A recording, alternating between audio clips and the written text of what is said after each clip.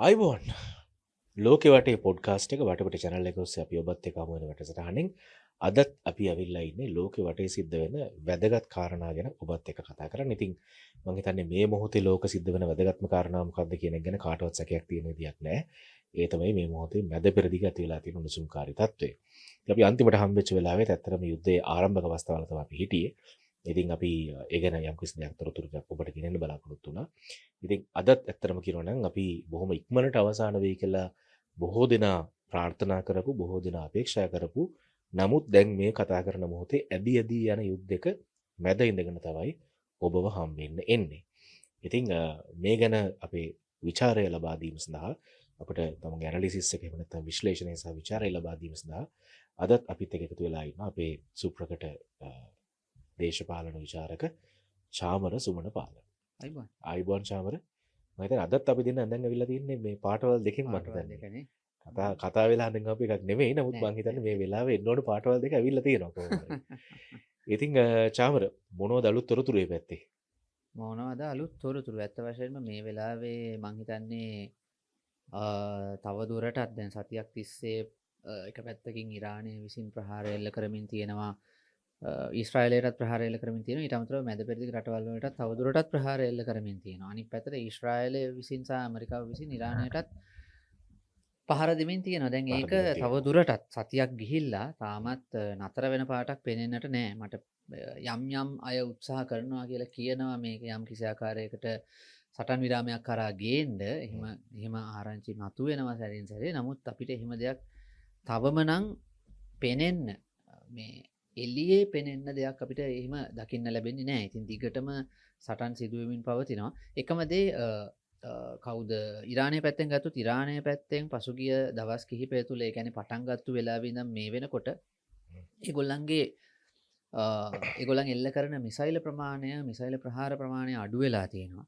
ඩ්‍රෝන ප්‍රමාණයත් මම හිතන්නේ යම් ප්‍රමාණයකට අඩු වෙලා ඇති. නමුත් ඒගොල්ලන් ඩ්‍රෝන ප්‍රහාර එල්ල කිරීම තුලින් අරාබිකරේ රටවල් කියන්නේ පර්සියානු බොක්ක ආශ්‍රිත රටවල් වලට සැලකිය යුතු කරදරයක් වෙලා තියෙනවා. දැන් ඊයේ ඒ කියන්නේ අපි මේ කතා කරන්නේ මාර්තු මාසේ 8 වෙනිදා. මාර්තු මාසේ 7 වෙනිදා ඩුබායි ගුවන්තොටුපළ සම්පූර්ණයෙන්ම වහලා දාන්න සිද්ධ වුණා. තවත් ඩ්‍රෝන ප්‍රහාරයක් එල්ලවීම නිසා. ඊට කලිනුත් ප්‍රහාර කීපයක් එල්ල වුණා.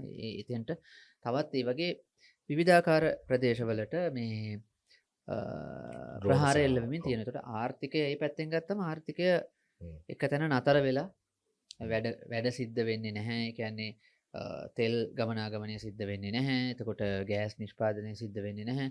එතකොට ඔය රේගුව වගේ දේවල් ක්‍රියාත්මක වෙන්නේ නැහැ. කස්ටම්ස් එකේ බඩු හිර වෙලා කෑම බීම වල මිල ඉහළ යන්න පටන් අරගෙන ඒ වගේ ගැටලු ගොඩකට මුහුණ දෙන්න පටන් අරගෙන තියෙනවා අරාබිය රටවල්. ඉතින් අරාබිය රටවල් වලට මේකෙන් එළියට එන්නත් ඕනේ. නමුත් අනිත් පැත්තට ඉරානයේ බලපෑම ගැනත් ඒගොල්ලන්ට ප්‍රශ්නයක් තියෙනවා. එතකොට ඒ වගේ තැනක ඒගොල්ලොත් හිර වෙලා ඉන්නවා. ඇමරිකාවත් විවිධාකාර විකල්ප හොයනවා.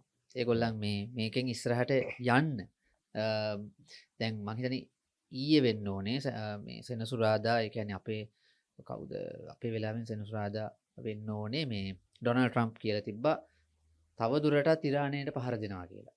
ඔව්. මේ ඉතින් ඒ වගේ මේ අර ඊ타මාත්ම මේ අවිනිශ්චිත තත්ත්වයක් කොතනකින්ද නතර වෙන්නේ මේක කියන එක පිළිබඳව ගැටලුවක් ඇති වෙලා තියෙන තැනක තමයි මම හිතන්නේ අපි මේ ඉන්නේ. කිව්වත් වගේ හැබැයි මේක හෙට නතර වෙන්නත් පුළුවන්. අපි කතා කරන්නේ ඩොනල්ඩ් ට්‍රම්ප් එක්ක නිසා. නමුත් ඒ කියන්නේ ඩොනල්ඩ් ට්‍රම්ප් ගැන නිසා. නමුත් ඩොනල්ඩ් ට්‍රම්ප්ගේ දැනට අපිට පේන්නේ නැහැ එයා එහෙම කඩිනමින් මේක නවත්වන්න උත්සාහ කරන බවක්. එතකොට එතෙන්දී ඊළඟ ප්‍රශ්නේ තමයි මේ කඩිනමින් නැවැත්තුවොත් ඒක එක්තරා විදිහකට ඉරාන් රෙජීම් එකට කියන්න පුළුවන් තමන්ගේ ජයග්‍රහණයක් විදිහට. පැහැදිලිවම. ඒ නිසා ඒ ප්‍රශ්නෙත් එයාලට තියෙනවා. ඒ වුණත් ඉරාන් රෙජීම් එකට විරුද්ධව කොච්චර දුර යන්න මේගොල්ලෝ ලෑස්ති වෙනවද? ග්‍රවුන්ඩ් ට්‍රූප්ස් යවන්න මේගොල්ලන්ට පුළුවන්ද? ගොඩබිම් හමුදාවක් යවයිද? වෙනත් කිසියම් ආකාරයක ක්‍රියාවලියකට යයිද? ඒගොල්ලන්ගේ අරමුණු ඉෂ්ට කරගන්න. ඒගොල්ලන්ගේ මූලික අරමුණු කීපයක් තියෙනවා. න්‍යෂ්ටික වැඩපිළිවෙල සම්පූර්ණයෙන් අඩපණ කිරීම වගේ දේවල් ඒගොල්ලන්ගේ අරමුණු විදිහට තියෙනවා. ඒව සඳහා වෙන වෙන විකල්ප හොයනවා කියලත් දැනගන්න තියෙනවා. යම් දේවල් අපිට ඉස්සරහට ඕනනම් කතා කරගෙන යන්න පුළුවන් ඒ ගැන. ඉතින් ඒ වගේ මේ දෙගොල්ලොම මේ තාම තමන්ගේ ශක්තිය පුළුවන් තරම් කාලයක් තියාගෙන මේ තමන්ගේ විකල්ප හොයමින් ඉන්න වෙලාවක් විදිහට තමයි මට නම් මේ වෙලාවේ මේක පේන්නේ. ඒකත් එක්ක මම හිතනවා මම මේක ස්ක්‍රීන් එකට දාන්න පොඩ්ඩක් බලන්න මේක මේ radio free Europe radio liberty එකෙන් ඇත්තටම ගත්ත නිවුස් එකක්. ඒක ඉතින් US මේව එකක් නේ. ඔව් ඒක ඒ වගේ මේක කියලා තියෙනවා මෙහෙම with top brass dead Iran deploys decentralized mosaic strategy. Mosaic strategy. Mosaic strategy එක මොසේක් කියලා කියන්නේ මොකක්ද කියන එක පොඩ්ඩක් බලුවොත් එහෙම අපි දන්නවා මොසේක් කියලා කියන්නේ මේ පැච් වර්ක් එකක් එහෙම නැත්නම් මේ විසිරගිය එහෙම නැත්නම් ඩීසෙන්ට්‍රලයිස් විමධ්‍යගත එකක් කියන එක මම හිතනවා අපි කලින් දවසක මේ ගැන කතා කරා.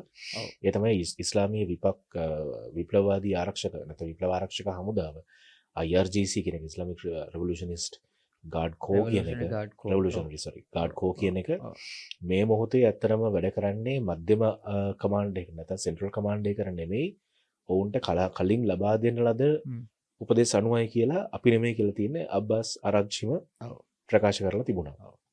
එතකොට මම හිතන්නේ ඒක මේ ඒ නිවුස් එක වෙන්න ඕන මම හිතන්නේ මෙන්න මේ නැවත වතාවක් වෙන්නේ මොකද කුඩා යුනිට්ස් විදිහට බෙදිලා ඒගොල්ලන්ට අර මූලික කලින් හඳුනා ගන්නාලා ටිකක් දීලා තියෙනවා. අන්න හරි. කලින් හඳුනා ගන්නාලා ප්‍රීමෙඩිටේටඩ් ටාගටින් කියලා අපි කියන්නේ. අන්න හරි. කලින් හඳුනා ගන්නලා ඉලක්ක ටික කලින් දුන්නට පස්සේ දැන් මම හිතන්නේ ෆයර් ඇට් විල්.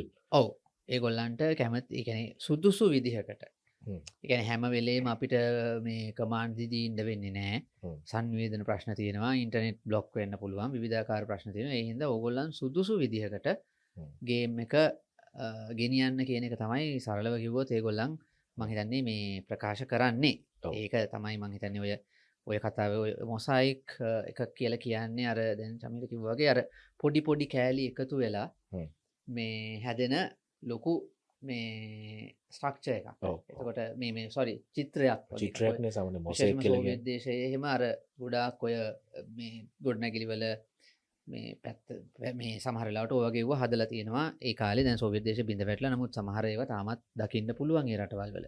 ඉතින් මේ මම ස්ක්‍රීන් එකේ නිකන් දැම්මා ඒකට නිකන් පොඩි උදාහරණයක් විදිහට පොඩි චිත්‍රයක් මේක මේ පොඩි පිඟන් ගඩොල් කෑලි වගේ ඒවා එකතු කරලා තමයි මේක හදලා තියෙන්නේ. ඔයගොල්ලන්ට බැලුවොත් ස්ක්‍රීන් එකේ මම හිතන්නේ පේනෙයි.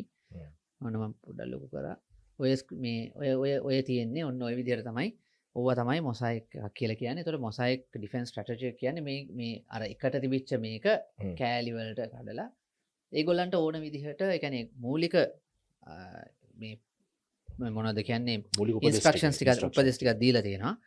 ඊපස්සේ ඒගොල්ලන් කටයුතු කරගෙන යනවා කියන එක. දැන් මෙතෙන්දී ඒගොල්ලන් උපකල්පනය කරනවා ඉස්ලාමික් රෙවොලූෂනරි ගාඩ් කෝ එක රෙජිම් එකට පක්ෂපාතී විදිහට කටයුතු කරයි කියන විශ්වාසයෙන් මේ විදිහට කටයුතු කරලා තියෙන්නේ. ඉතින් දැන් මෙන්න මේ ස්ට්‍රැටජි එක ඒගොල්ලෝ ක්‍රියාත්මක කරන්න පටන් අරගෙන තියෙනවා කියලා එක තමයි ඕන් සඳහන් කරන්නේ. එතකොට ඒක ඒ පැත්තෙන් තියෙනවා. දැන් වැඩේ තියෙන්නේ මේ වගේ ස්ට්‍රැටජි එකක් තියෙනකොට විශේෂයෙන්ම ග්‍රවුන්ඩ් ඇටැක් එකක් වගේ එකකට යනකොට තවත් අවදානම වැඩි.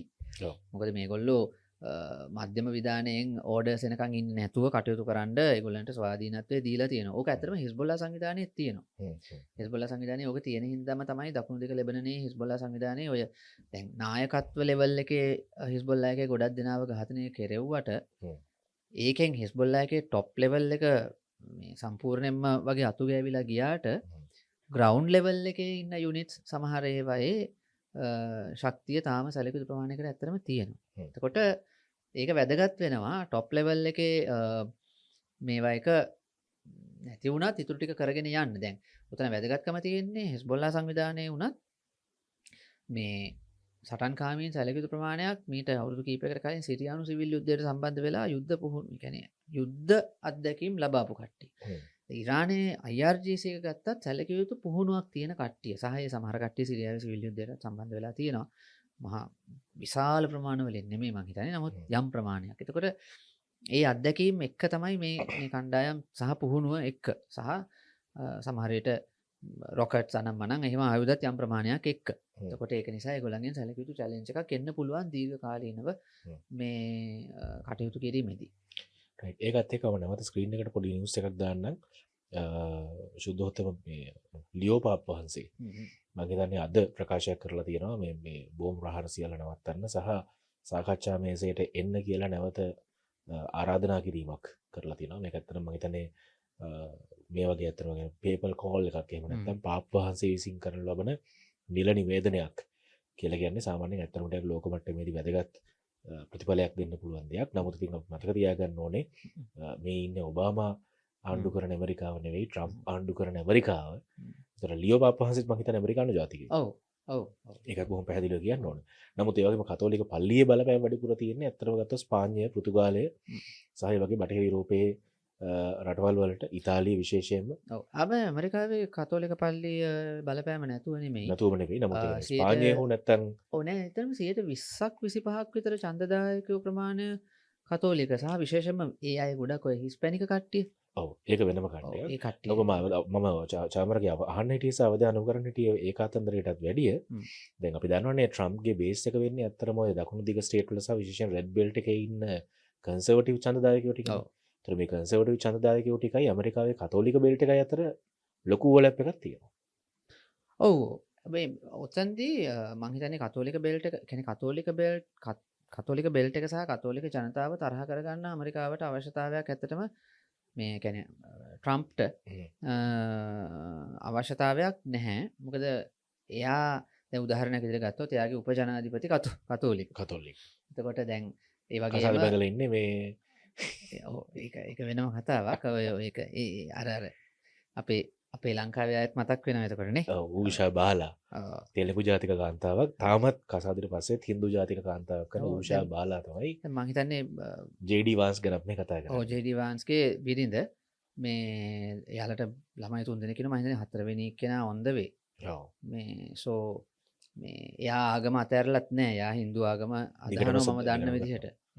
එහෙම අතෑරලා නැහැ. එතකොට මෙයත් ජේ.ඩී. වහන්ස් කියන්නේ උපතින් කතෝලික නෙවෙයි. ඔව්. එයා ඔය මං හිතන්නේ අර non conformist මොකක් හරි church එකක ඉඳලා හිටියේ. තමයි ඔව්. ඊට පස්සේ දැන් ඔහායෝ වලනේ නෑ ඔව් මේ මට වාන්ස්ගේ උපන් ඔව්, පළාත ඔහායෝ වල. අර ස්ටේට් එක ඔහායෝ වුණාට ඒක එයාව ගොඩක් වෙලාවට එයාව අපිට මතක් වෙන්නේ අර ඇපලේචන් කඳු කරේ කඳු මිනිස්සෙක් කරේ. විදිහට. ඔව්. අර ඇපලේචන් කඳු වල ඔය පරණ පතල් තිබිච්ච ඔව්. ඒ අන්න ඒ පරිසරයත් එක්ක තමයි මතක් වෙන්නේ. ඔහායෝ කිව්වම ඔහායෝ වල අර නාගරිකයි නැත්තම් ඔය මේ ඒ පැතිවල ඒ පරිසරයත් එක්ක නෙමෙයි ඇත්තටම යාව මතක් වෙන්නේ. ඔව්. අර ඇමරිකාවේ ඔයා කියාපු ක්‍රිස්තියානි කතෝලික මූලයත් එක්ක තමයි යාව අයිඩෙන්ටිෆයි වෙන්නේ පැහැදිලිවම. ඔහායෝ කියන්නේ එක්තරා විදිහක බැටල් ග්‍රවුන්ඩ් ස්ටේට් එකක් නේ. දෙතුන් ජාතියම කට්ටිය ඕක ඉන්නවා.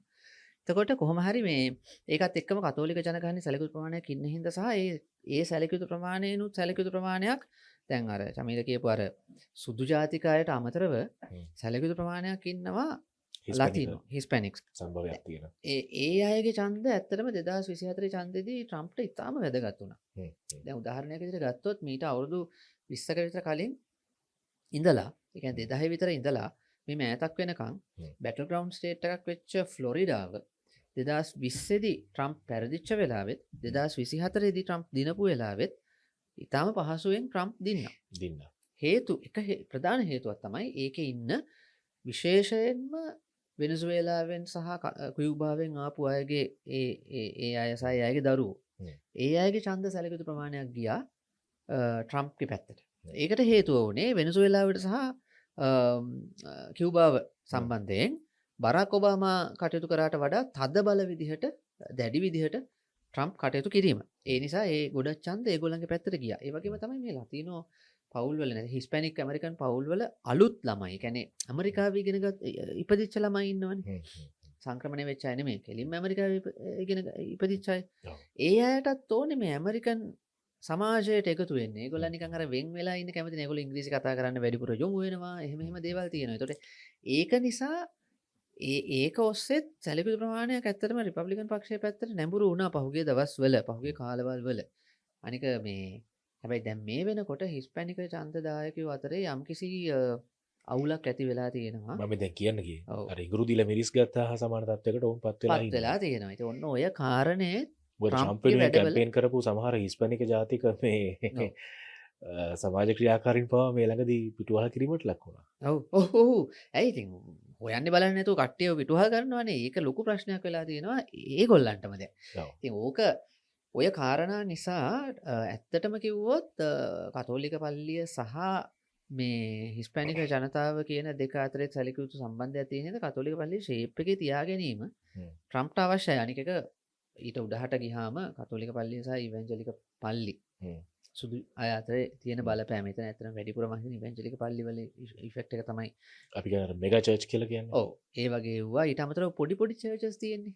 ඒ වගේ ඒවා ගොඩක් ඔය තියෙනවනේ කළු ජාතිකයෝ අතරේ තව වෙනත් අය අතරේ පොඩි පොඩි පොඩි පොකට් චර්චස්. ඔව් තියෙන්නේ අර ඉවැන්ජලික පල්ලිවල තියෙන වැඩේ තියෙන්නේ අර පාස්ටර්වරයා කියන්නේ කෙලින්ම දෙවියොත් එක්ක කතා කරනවනේ. එතකොට අර කියන්නේ එහෙමනේ ඒගොල්ලෝ ඕක කියන්නේ මං හිතන්නේ ඔය ඕක අපි මේ- මෙහෙත් ඉන්නේ. ඈ? ඔය අපි මෙහෙත් ඉන්නේ. අම්මේ ඔව් ඒක තමයි. මෙහෙ දැනට ප්‍රොෆට්ලා දෙන්නෙක් ඉන්නවම දැනුවත්. තව ඇති. ප්‍රොෆට් ජෙරමුත් ඉන්නවා ප්‍රොෆට් චම්පිත් ඉන්නවා. ඔව් තව මෙහෙ. ඇති.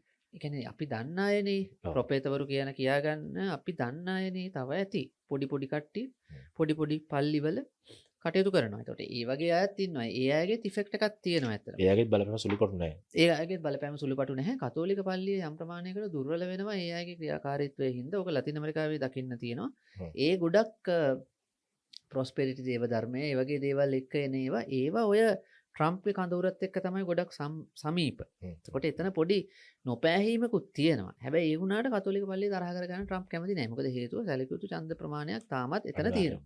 ඒ නිසා ඒ පාප් වහන්සේ යම් කිසි ප්‍රකාශයක් කරාම ඒකේ යම් කිසි වැලිඩිටි එකක් තියෙනවා. නමුත් ප්‍රශ්නේ මේකයි. ඉතින් පාප් වහන්සේලා මීට කලිනුත් ඔය ඔබාමාලා ඉන්න කාලෙත් ප්‍රකාශයන් නම් කරා. ප්‍රකාශයන් කරා. ඉතින් වෙන දෙයක් නෑ සමහර විට. ඒක අර ක්‍රියාකාරී විදිහට සමහර වෙලාවල් වල පාප් වහන්සේලා මැදිහත් වෙලා කරපු දේවල් වලින් යම් ධනාත්මක දේවල් වෙලා තියෙනවා. ෆ්‍රැන්සිස් පාප් වහන්සේ කරපු සමහර දේවල් ඒ වගේ දේවල් තියෙනවා.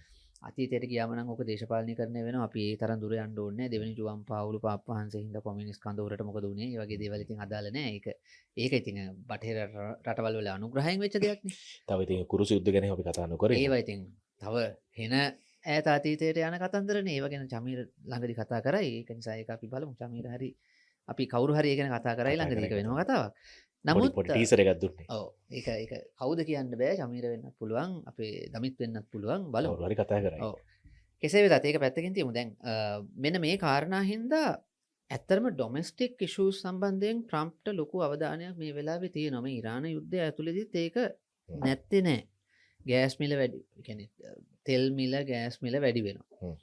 එතකොට ජීවන වියදම තවත් වැඩි වෙනවා ඇමරිකාවේ. ඒක බරපතල ප්‍රශ්නයක් මේ වෙනකොටත් ඇමරිකාව. බොහෝ දෙනා මේ ඇමරිකානු ඉරාන යුද්ධය ගැන කතා නොකරන කතන්දරය තමයි මේ යුද්ධ නිසා ඇමරිකානුවන්ගේ ජීවන වියදම ඉහළ යාම කියන එක. ඇමරිකානුවන්ගේ ජීවන වියදම ඉහළ යන අතරවාරයේ තමයි මේ යුද්ධෙට මෙයා පැටළුනේ. ඔව්. ඒතකොට එයාට ජීවන වියදම වෙන්න පුළුවන්, එප්ස්ටීන් ෆයිල්ස් වෙන්න පුළුවන්, මොකක් හරි හේතුවකින් මිනිස්සුන්ව වෙනතක යොමු කරන්න.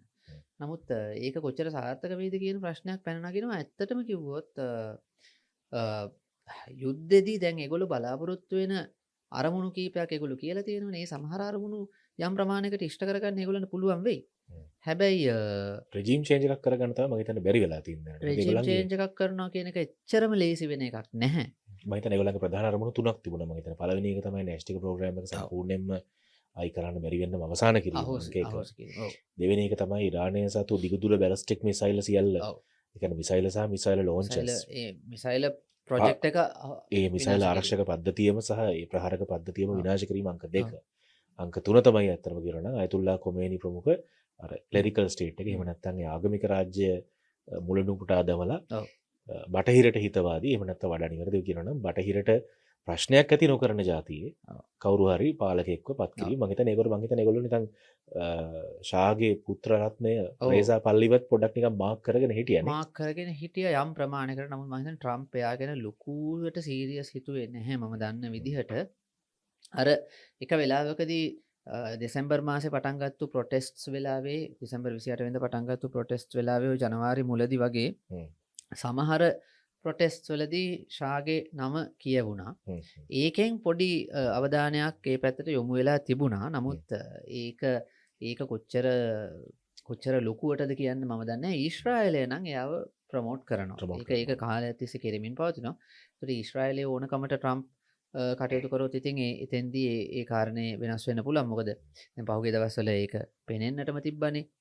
මාකෝ රූබියෝ අර කරපු එක ප්‍රකාශයක් හින්දා අර මේ කොංග්‍රස් එකට ගිහිල්ලා මේ යුද්ධයට සම්බන්ධ වීම මේ සාධාරණීකරණය කරන්න ගිය වෙලාවේ ඒක ගැන මේ මොනවද කරුණු දක්වන්න ගිය වෙලාවේ කිව්වනේ එයා මේ ඊශ්‍රායලේ ඉරානට ගහන බව දැනන් හිටියා. ඒ නිසා එතකොට ඉරානය අපිට ගහනවා කියලා දැනන් හිටියා. ඒ නිසා අපි මුලින්ම ඉරානට ගැහුවයි කියලා. ඒ වගේ අතරම කරන එක පොලිටිකල් සුයිසයිඩ් එකක් එක්තරා විදිහක. දේශපාලන සීදීනසා ගැනීමක්. ඔව් එහෙම කතාවක් කියන එක. ඒකෙන්ම මාග කැම්ප් එක ප්‍රශ්න කරන්න ගත්තා. එතකොට ඒතර අපි අපිට ඕන හින්දා යුද්ධ ඇමරිකා කරන්නේ. ෆස්ට්ද ඊශ්‍රායල් ෆස්ට්ද කියලානේ. දැන් මම හිතන්නේ මාග කැම්ප් එක ඇතුළෙම. ඔව්. මම හිතන්නේ මේ ප්‍රශ්නේ ඇහිමි පවතින. මොකද මේක ඔව්. මාගාද එහෙම නැත්නම් මේක මීගාද කියලා. ඔව් ඔව් මේක ඊශ්‍රායල් ග්‍රේට් අගේන් කියලා. ඉතින් අර ඒ ප්‍රශ්නේ ලොකුවට තියෙනවා. ඇත්තෙන්ම මේ මීගා කිව්වා මේක ඉරාන් ග්‍රේට් අගේන් වෙන්නත් පුළුවන්. ට්‍රම්ප් නම් කියන්නේ මීගා කියලා කියන්නේ මේක ඉරාන් මේක ග්‍රේට් ඉරාන් එක ග්‍රේට් කියන එක. එක හැබැයි කියන එක. ඇමරිකාවේ ඔය මාග මාගා කැම්ප් එක ඇතුලේ කැම්ප් කියන්නේ- එකක් නම් කියන්නේ මේක ඊශ්‍රායල් ග්‍රේට් ඔව්, එකෙන් කියලා ඔව්, තමයි ඒගොල්ලෝ ඔව්. කියන්නේ. මොකද මාග කැම්ප් එකේ ඉන්නවා තදබල යුදෙව් විරෝධී පිරිසක්. පැහැදිලිවම පැහැදිලිවම. මම හිතන්නේ අපි ඒක මේ මුගක් අය ලංකාවේ කතා නොකරන කතන්දරයක් ඔව්. තමයි මේ අන්ත දක්ෂිනාංශික කඳවුර ට්‍රම්ප් නියෝජනය කරන අන්ත දක්ෂිනාංශික කඳවුර තුර ඉතා දරුණු ඇන්ටි සෙමිටික එහෙම නැත්නම් ඊශ්‍රායල් විරෝධී යුදෙව් විරෝධී ආස්ථානයකුත් තියෙනවා. ඒ කියන්නේ නම්බර්ස් විදිහට ගත්තාම මම දන්නේ නැහැ කොච්චරද කියලා. හැබැයි හරි වෝකල් ඇන්ටිසෙමිටික් කණ්ඩායමක් ඉන්නවා. විශේෂයෙන් මම හිතන්නේ ඇත්තටම කියනවා නම් ඔය ට්‍රම්ප් වෙනුවෙන් ලොකුම ඡන්ද හරවන්න ලොකුම සෝෂල් මීඩියා ඔපරේෂන්ස් වලට දායක වෙච්ච සමහර වෙබ්සයිට්ස් වල ඔව් ඔව්. උදාහරණයක් වශයෙන් 4chan හ්ම්. 4chan ඊට අමතරව සමහරලාට ඔය 4gag වගේ හ්ම්. සමහර වෙබ්සයිට්ස් ගත්තට පස්සේ ඒවා හිටපු කට්ටිය ඊළඟට ඩාර්ක් වෙබ් එකේ තියෙන සමහර පෝර්ටල්ස් වල ඔව්. විශේෂයෙන් අපි එදිනෙදා සාමාන්‍යයෙන් අහන සෝෂල් මීඩියා නෙවෙයි නෙමෙයි මේවා. නෙමෙයි. ඔව්. මේ Facebook Instagram නෙවෙයි. නෑ, ඊට අමතරව තව වෙනම සෙකන්ඩ් ලෙවල් එකේ තියෙනවා සෝෂල් මීඩියා සෙට් එකක් Rumble රම්බල්. ඔව්. ආදී වශයෙන් Rumble Gab Yes. විශේෂයෙන්ම Gab Twitter වලට විරුද්ධව හදපු platform එක. ආපු එක මොකද Twitter වගේම තමයි මම හිතන්නේ Twitter ඒකේ වගේම තමයි. ඔපරේෂන් එක. මම මේ දවස්වල දිනපතා Gab එක බලනවා. ඕකේ. Right, ගැප් එක මම එතකොට- ඉස්සර බැලුවා දැන් බැලෙන්නේ නැහැ. මොකද දැන් ආයේ Twitter එකට කට්ටිය බැහැලානේ. බැලලා නිසා ඒ නිසා දැන් Twitter එකෙන් කට්ටිය අයින් වෙලා ගිය වෙලාවේ ඒ ඒකට තමයි ගියේ කට්ටිය. දක්ෂිනාංශිකව සෙට් එක මෙතන එතන තමයි තමයි බැස්. ඒ කියන්නේ ඔව්. Gab එක නිකන් හරියට Twitter එක වගේ YouTube එකට දාපු alternative එක තමයි ඇත්තටම Rumble කියලා Rumble. කියන්නේ. ඒකත් වීඩියෝ platform. ඔව්. ඒතර 4chan එක කියලා කියන්නේ වෙනම ජාතියක පොඩි කියන්නේ ඔළුව කුරුවල් වෙන ජාතිය platform එකක්. දැන් මාස දෙක තුනක් විතර පුරුදු වෙන්න ඕන ඒ format එකට පුරුදු වෙන එක image board එකක් නේ. right මම ඒක හරි. පාවිච්චි කරලා නැහැ. ඒක ඇත්තටම Facebook එකේ කමෙන්ට් කරනවා කියන්නේ හරි අමාරුයි. හා ඒක පාවිච්චි කරන්න නොදන්න කෙනෙකුට. ඒතර මෙන්න මේ තුනේ ඇත්තටම හිටපු බහුතරයක් ප්‍රජාව මතක තියාගන්න ඕනේ මේගොල්ලෝ අතිශය බහුතරයක්. ඔව්. ඊශ්‍රායල් විරෝධී. අතිශයින්ම බහුතරයක් ඊශ්‍රායල් විරෝධී.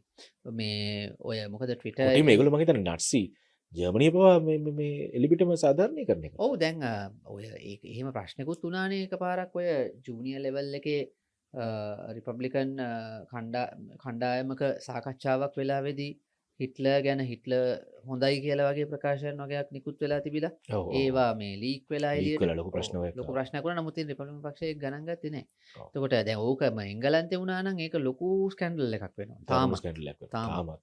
එතකොට මේ එහෙම තියෙනවා. ඉතින් ඔය ජර්මනිය වගේ ඒ කියන්නේ ඔය යුරෝපේ රටවල් වල මතුවෙමින් පවතින ජාතිකවාදී කඳවුරෙත් මේ යුද විරෝධී යුද අය යම් විරෝධී ප්‍රමාණයක් ආස්ථානයක් ඉන්නවා. ඉන්නවා. ඒ දැන් යම් ප්‍රමාණයක් පැහැදිලිව. ඉන්නවා. ඇමරිකාවෙත් ඉන්නවා. එතකොට දැන් ඔය කණ්ඩායම මේ වෙලාවේ හඬ නැගීම ප්‍රශ්නයක් වෙලා තියෙනවා ඇත්තටම මේ ඩොනල්ඩ් ට්‍රම්ප්ගේ ආණ්ඩුවට. ඉතින් ඩොනල්ඩ් ට්‍රම්ප් මොකද ඒක ප්‍රශ්නේ වෙන්නේ එයාගේම බේස් එකනේ. හ්ම්. එයාගේ බේස් එකට බොහොම තදබල විදිහට මේ තමගේ බේස එක ගැන බොහොම තදබල විදිහට කන්සර්න් නේ. යා ඇත්තටම යා අර ඩෙමොක්‍රැටික් පාටි එකකට සපෝට් කරන කට්ටියව සම්පූර්ණයෙන් අතහැරලා දාලා වගේනේ එයා අනිවාර්යයෙන්. කටයුතු කරන්නේ. දැන් ප්‍රශ්නේ වෙන්නේ ඔතන අර මැද ඉන්න කට්ටියව දිනා ගැනීම පිළිබඳ ගැටලුව තමයි එයා මුහුණ දෙන්නේ. එයා 2024 දී ඕක ලස්සනට කරා. නමුත් මේ වතාවේ මේ යන විදිහට එයාට මැද ඉන්න කඳවුර ආරක්ෂා කරගන්න පුළුවන් වේද කියන ප්‍රශ්නයක් කොච්චර තියෙනවා. කාලයකට පුළුවන් වෙන කියලා. ඔව් සමහරු විශ්වාස කරනවා සැකපල කරනවා මෙයා මිඩ්ටර්ම් ඉලෙක්ෂන්ස් කිට්ටු වෙද්දි මොකක් හරි අර්බුදයක් ඇති කරලා ඡන්ද කල් දාන්න වගේ දෙයකට උනත් යන්න ඉඩ යන්න තියෙනවා. තියෙනවා. ඔව් එහෙම සා මේ ඔය කතාව ගැන කියපු ඉතින් කතාව සම්පූර්ණ තව දෙයක් ඉඳන් කියන්න ජාමර. දැන් අපි සාමාන්‍ය ජීවිතේට හිතන්නේ නැති ෆින්ලන්තේ වගේ රටවල් පවා මෙන්න මේ කියන ඊශ්‍රායල් විරෝධය දැන් ව්‍යාප්ත වෙමින් පවතිනවා. ඔව් ඔව් ඔව් විශේෂයෙන් එතකොට අපි කවදාවත් බලාපොරොත්තු වෙන්නේ නැති රටවල්. කවදාවත් බලාපොරොත්තු වෙච්ච නැති රටවල්. ඒ කියන්නේ දැන් ඒ කියන්නේ ඒකට හුඟක් වෙලාවට ඔය ඊශ්‍රායල් විරෝධය පහුගිය කාලවල වල වර්ධනය වෙන්න හේතුනේ ගාසාවලදී ඊශ්‍රායලය කරපු යම් ක්‍රියාකාරකම්. ඒ කියන්නේ මේ ජනසංහාරය මේ කියන්නේ මිනිස්සු මහ විශාල වශයෙන් ඝාතනයට ලක් කරානේ. ලක් ඔය කරානේ. කාරණේ තමයි මම හිතන්නේ ප්‍රධාන වශයෙන්ම සායක හේතු ඒකේ උනේ. තියෙන උත්ප්‍රාසජනක කාරණේ තමයි මේගොල්ලෝ ඉස්ලාමයටත් විරුද්ධයි. ඔව් මේ ඔය මාග කැම්ප් එකේ යුදෙව් විරෝධී විතරක් නෙමෙයි. ඊශ්‍රායල් ඒක පැහැදිලිවම ඉස්ලාමයටත් විරුද්ධයි, යුදෙව්වන්ටත් විරුද්ධයි. ඔව්. දකුණු ආසියාතික මේ ඉන්දියාවේ ලංකාවේ වගේ ඔව්. මිනිස්සු ඇවිල්ලා ජොබ් කරනවටත් විරුද්ධයි. විරුද්ධයි. ඔව්. ඒ කියන්නේ ඇත්තටම කියනවනම් තමුන්ගේ රට ඇරෙන්න අනිත් හැම එකටම ඔව් විරුද්ධයි. දවල සුවෝත්තමවාදී වගේ අයිඩියා එකක් තමයි වයිට් සුප්‍රමැසිස්ට් අයිඩියාස් තමයි එතන ඇත්තටම පැහැදිලික පැහැදිලිව වශයෙන්ම තියෙන්නේ. තියෙන්නේ. ඉතින් ඒක නිසා ඒක මේ ඒක මේ යුද විරෝධී වෙච්ච ගමන් අනික් පැත්ත කට්ටිය උඩ පයින්ට ලෑස්ති වෙන්න එපා මේ එල්ල කිරි මේ එල්ල කිරි දැන් අපි එහෙම තමයි නෑ එහෙම නෑ හරි. එහෙම නෑ අපි ඒක නිසා නමුත් ඔය ඉරාන යුද්ධයට සම්බන්ධ වීම තුළින් ඇමරිකාවේ අභ්‍යන්තර ප්‍රශ්න වර්ධනය වීම කියන එක ඔය මාග කෑම්ප් එක කියන එක එක සාධකයක්නේ. ඒක ට්‍රම්ප්ට ඍජුව බලපාන සාධකයක්. මොකද ට්‍රම්ප් ඒ කෑම්ප් එක සම්බන්ධයෙන් මේම එකක් තියෙනවා. සහ පැහැදිලිවම කවුරු මොනවා කිව්වත් දැන්ට පේන විදිහට ඩොනල්ඩ් ට්‍රම්ප් කියන චරිතය ඔතනින් ගැලවිච්ච වෙලාවට නැත්තම් එයා දේශපාලනික වශයෙන් අවලංගු වෙච්ච වෙලාවට ඔය කියන මහා මේ යම්කිසි ශක්තිමත් ඒ මාග කෑම්ප් එක කෑලි කීපයකට කැඩෙන්න ඉඩකඩ තියෙනවා. අනිවාර්යයෙන්. ඔව් එහෙම එකක් තියෙනවා. නමුත් ට්‍රම්ප්ට ඕනේ ට්‍රම්ප් ඉන්නකම් ඒක තමන්ගේ වටේ ආරක්ෂා කරලා තියාගන්න. ඒ නිසා ඉරාන යුද්ධය සම්බන්ධ කාරණේදී වුණත් ට්‍රම්ප්ට ඒක කල්පනා කරන්න සිද්ධ වෙනවා. නමුත් අනිත් පැත්තට ඉතින් මෙහෙමනේ ඒකත් එක්ක තව ප්‍රශ්න වලට යා මුහුණ දෙනවනේ. යාට එප්ස්ටීන් ෆයිල්ස් ප්‍රශ්නයක් තියෙනවා. අනිවාර්යයෙන්. සමහරු සැක කරනවා එප්ස්ටීන් ෆයිල්ස් වල තියෙන දේවල් වෙන අය අතේ තියෙනවා කියලා. ඉතින් මේ කතාව සම්පූර්ණ පොඩ්ඩක් අපි කාරණා දෙකක් මතක් කරන්න ඕනේ. පළවෙනි එක තමයි එප්ස්ටීන් කියලා කියන ඇත්තටම කියනවා නම් දෙව් ජාතිකෙක් බව. ඒ වගේම එයාගේ ලයිෆ් ලොං පාර්ට්නර් ගිලන් මැක්ස්වෙල්ගේ තාත්තත් චෙක් ජනරජයේ ඉඳන් ආපු ඉදු සම්භවයක් ඇත්තෙක් බව. සහ වඩා වැදගත් කාරණේ සමහරව විශ්වාස කරනවා ජෙෆ්රි එප්ස්ටීන් කියලා කියන්නේ මොසාඩ් ඒජන්තයෙකු බව. ඒ කියන්නේ එයාගේ මතක් කරන්න ඕනේ. ගිලෙන් මැක්ස්වෙල්ගේ තාත්තට මොසාඩ් එකත් එක්ක සම්බන්ධකම් ඍජුව සම්බන්ධකම් තිබුණ බවට විශ්වාස කරන්න සාධක තියෙනවා. ඊට පස්සේ යා මැරුණට පස්සේ ගිලෙන් ඇවිල්ලා එප්ස්ටීන් හම්බ වෙනවා. එතකොට ඒවා උනේ කොහොමද මොනවද? රොබර්ට් මැක්ස්වෙල් මලේ කොහොමද? මලේ කොහොමද? අභිරහස් මරණයක්. අදට විසඳුමක් නැති. නෑ. අන්න ඒ වගේ දේවල් එක්ක මේ ඇත්තටම එතන වෙනම කතන්දරයක් තියෙනවා. ඒතකොට සමහරු විශ්වාස කරනවා ඇත්තටම එප්ස්ටීන් ෆයිල්ස් වල අපිට එළියට දාපු නැති කොහොමත් අපි දන්නවා අපිට හෙළිදරව් නොකළ තොරතුරු ගොඩාරියක් ඩිපාර්ට්මන්ට් ඔෆ් ජස්ටිස් එකේ තියෙන බව. ඒ වගේම ගලු බැච්චක් ආවන්න. ඔව් තවත් සමහරු විශ්වාස කරනවා ඊටත් අමතරව සමහර දේවල් වෙන අය ගාව මොකද මම හිතන්නේ එප්ස්ටීන් ෆයිල්ස් සහ අදාළ කාරණා සම්බන්ධව FOIA එහෙම නැත්නම් මොකද්ද FOIA කියලා ඇමරිකාවේ දැන් ලංකාවේ RTI එක වගේ ඇමරිකාවේ තියෙන FOIA නේ. FOIA කියලා කියන්නේ Freedom of Information Act කියන එක. Freedom of Information. ඒක FOIA Act කියන්නේ FOIA එක යටතේ රික්වෙස්ට් කරපු සමහර ඉන්ෆෝමේෂන් වලින් මම හිතන්නේ දැනට ඒ ඉල්ලුම් කරවන් බොහෝ දෙනෙක් මම හිතන්නේ වාර්තා කරන ආකාරයට 40ක් විතර වගේ තමයි රිලීස් කරලා තියෙන්නේ. ඔව්. තව 60ක් තියෙනවා රිලීස් නොකරපු. ඔව්. ඒකට මගේ රික්වෙස්ට් සංඛ්‍යාව අතින් ගත්තා මම කියන්නේ. ඇප්ලිකේෂන්ස් 100ක් දැම්මම නම් ඒකෙන් 40කට විතරයි ඇත්තටම දැනට ප්‍රතිචාර ලැබිලා තියෙන්නේ කියලා. අනිත් ඒවා විවිධ හේතු දක්වමින් ලබා දීම් ප්‍රතික්ෂේප කරනවා තමයි දැනගන්න හම්බෙන්නේ. පොඩි බ්‍රේක් එකකට යන්න කලින් ඇත්තටම මේ ෆොටෝස් ටික මම දාන්නම් චාමර. මේ ඇවිල්ලා තාම කනගාටුදායක දර්ශනයක්. කවදාවත් කිසිම රටකට මම හිතන දකින්න ලැබිය යුතු නැති දර්ශනයක්. මේ ඔබ දකින්න ඇත්තටම ටෙහෙරාන් වලට ඉහළින් අහසේ තියෙන කළු දුම් වලාකුළු ටික. මම තව ෆොටෝස් දෙකක් මේක දාන්න ස්ක්‍රීන් එකට. මේ තවත් ඇන්ගල් එකක් මේ අපි මේ තොරතුරු ලබා ගන්න අල් ජසීරා මාධ්‍ය ජාලය ඔස්සේ. මේ ඇවිල්ලා ඇත්තටම කියනවා නම් ඔවුන්ගේ තිල්පිරි පොහදුව එල්ල කළ ප්‍රහාරත් එක්ක ඇමරිකානු ප්‍රහාරත් එක්ක බොහොම ලොකු ගින්නක් ඇති වෙලා තිබුණා. පස්සේ ඔය මේ තත්ත්වය තියෙන්නේ. සහ මම හිතන්නේ මේ කතා කරනකොට මේ අද සහ ඊළඟට තව වැදගත්ම කාරණයක් ගැන කතා කරන්න ඕනේ චාමර. තෙල් වලින් වතුර වලට මාරු වෙච්ච යුද්ධය ගැන. ඔව්. බහරේන් වල වතුර මොනවද ඩීසලිනේෂන් කියන්නේ මේ නිර්ලවණ කරන එක. ඔව්. ඒ කියන්නේ ලුණු වතුර. ඒ කියන්නේ අපිට බොන වතුර හදාගන්න. ඒ කියන්නේ සාගර ජලයේ තියෙන ලවණ එහෙම නැත්නම් අනිත් ඔය ලුණු, සෝඩියම් ක්ලෝරයිඩ්, මැග්නීසියම් ක්ලෝරයිඩ් ආදී සියලු ලවණ ලුණු රහට හේතු වෙන සියලුම දේවල් ටික අයින් කරලා පිරිසිදු වතුර හදනවට තමයි කියන්නේ නිර්ලවණ කරන එහෙම නැත්නම් ඩීසලිනේෂන් කියලා. මේක සැලකිය යුතු බල ශක්තියක් වැය වෙන වැඩක්. දැන් කියන්න එපා මේ ලංකාවේ ඕක කරා නම් ගොඩනේ කියලා. එහෙම කරන්න බෑ. නමුත් ඒ රටවල වලට ප්‍රශ්න නැහැ. තෙල් තියෙනවනේ. ඒ නිසා සහ වතුර හොයාගන්න ඊට වඩා ලීසි ක්‍රමයක් නැහැ. ඒක නිසා මේ ඒක ඔය ඩීසලිනේෂන් එක හරියන්නේ තෙල් තියෙන වතුර නැති රටවල් වලට. ඔව්. තෙල් නැති වතුර තියෙන රටවල් වලට ඕක කරන්න ලෑස්ති වෙන්න එපා. එහෙමත් කියන අය ඉන්නවා. ඒකයි දැකලා තියෙනවා මත් කියන්නේ කමන්නේ. ඉතින් ඒකත් එක මම හිතන්නේ දැන් මේක අලුත් ලෙවල් එකකට කියලා තියෙන බහරෙන් මොකද බහරෙන් වලට මම හිතන්නේ ඉතාලම දරුණු විදියට ප්‍රහාර එල්ල වුණා. බහරෙන් වල ගොඩාක්ම අර නාවික කඳවුරට ඊට අමතරව තව ඉලක්ක වලට ඒ කියන්නේ ඔය මේ අර නිවාස සංකීර්ණයකට එහෙම පහර වදිනවා අපි දැක්කනේ. හැබැයි බහරෙන් වල ගුණකක්ම මම හිතන්නේ නාවික කඳවුරට සැලකිය යුතු හානි තියෙනවා. ඒක කියන්නේ නෑ.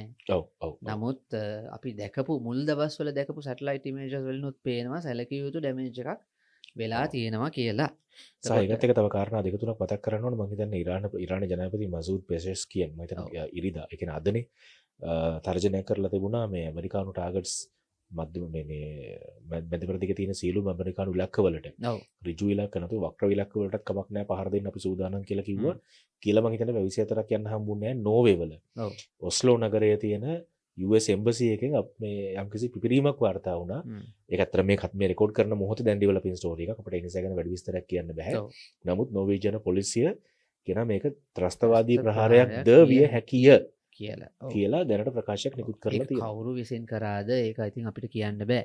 එකම දේ තියෙන්නේ අර මේ වගේ යුද්ධයක් තියෙන වෙලාවක මේගොල්ලන්ගේ ඒජන්තයෝ ඉන්නව වෙන්නත් පුළුවන් සමහර තැන්වල. තවත් සමහර වෙලාවට මෙහිම ඒජන්තයෝ නෙමෙයි නිකන් ඒගොල්ලන්ට සහයෝගය බල ගැනීම සඳහා යම් දේවල් යම් අය කරනවා වෙන්නත් පුළුවන්. ඒ නිසා අපිට ඒක මේ කියන්න බෑ කෙලින්ම ඉරානය විසින්ම කරාද කරනවද කියලා ඔය වගේ දේවල්. නමුත් ඇත්තටම මේ එහෙම ගැටලුකාරී තත්ත්වයන් ඉස්සරහට එන්න පුළුවන්. මම හිතන්නේ ඔය මේ එම්බසිස් කිට්ටු ආරක්ෂාව තර කරන්න කියන මේක කියලා තිබුණ පහුගිය කාලේ ලංකාවෙත් මම හිතන්නේ ලංකාවේ තිබුණා. විශේෂයෙන්ම මෙතන කරච්චි වල අපි දැක්ක අතන ගිනි තිබ්බා. ලහෝර් වලත් කඩාවදින්න උත්සාහ කරා. ඒක ඇත්තම උනේ අර මේ ආයතුල්ලා අලි ඛමනේයි මරණයට පත් වුණාය කියලා වාර්තා වුණාට පස්සේ. ඒ කියන්නේ හරියටම සතියකට කලින්. එතකොට ලාහෝර් වලත් එහෙම වුණා. ඒ වගේම ඉරාකේ ග්‍රීන් සෝන් එකට කඩා පයින් උත්සාහ කරා. ඒ කියන්නේ ඇතුළට හුඟක් අයට ඇතුළට එන්න බැරි වුණා මම හිතන්නේ. නමුත් ඒ කියන්නේ ලොකු හානියක් කරන්න යාලට බැරි වුණා. සහායක ඇත්තට මම හිතන්නේ කවර උපහාසාත්මක පොඩි මීමයක් හදලා තිබුණා මේ යුද්ධෙන් ඇත්තටම වැඩිපුර මිනිස්සු ගානක් නැති වුණේ ඉරානයට. ඒක තේරුම් ගන්න පුළුවන්. දෙවෙනිට වැඩිම ඝාතන සංඛ්‍යාවක් වාර්තා වෙන්නේ පාකිස්තානයෙන්. කොහෙවත් නැති රටකින් හේතුව ඇමරිකන් එම්බසියට ගහන්න ගිහිල්ලා. ඇමරිකන් කොන්සල් කාර්යාලයට ගහන්න ගිහිල්ලා ඇමරිකන් මැරීන්ස්ලා ආරක්ෂාවට ඉඳලා ඒගොල්ලෝ වෙඩි තියලා. අනිවාර්යෙන් වෙඩි තියෙනවා ඒගොල්ලෝ. ඒක දෙසනෝ වෙඩි තියෙනවා. ලංකාවුණත් එච්චරයි. ඔය ෆොරේන් එම්බසි එකක් ඇතුළට කඩා වැදුනොත් බලාගත්ත හැකි කොහොමද ආතලේ. මොකද පැහැදිලිවම කියන එම්බසි එකේ තියෙන භූමිය පවා සැලකෙන්නේ අදාළ රටේ නීති ක්‍රියාත්මක කරන භූමියක් ලෙස. අනික ස්වයං ආරක්ෂාව කියලා ස්වයං ආරක්ෂාව සපය ගන්න අයිතිය තියෙනවා මම හිතන්නේ. එහෙම කියන්න පුළුවන් කොහොමත් එහෙම බැලුවාම.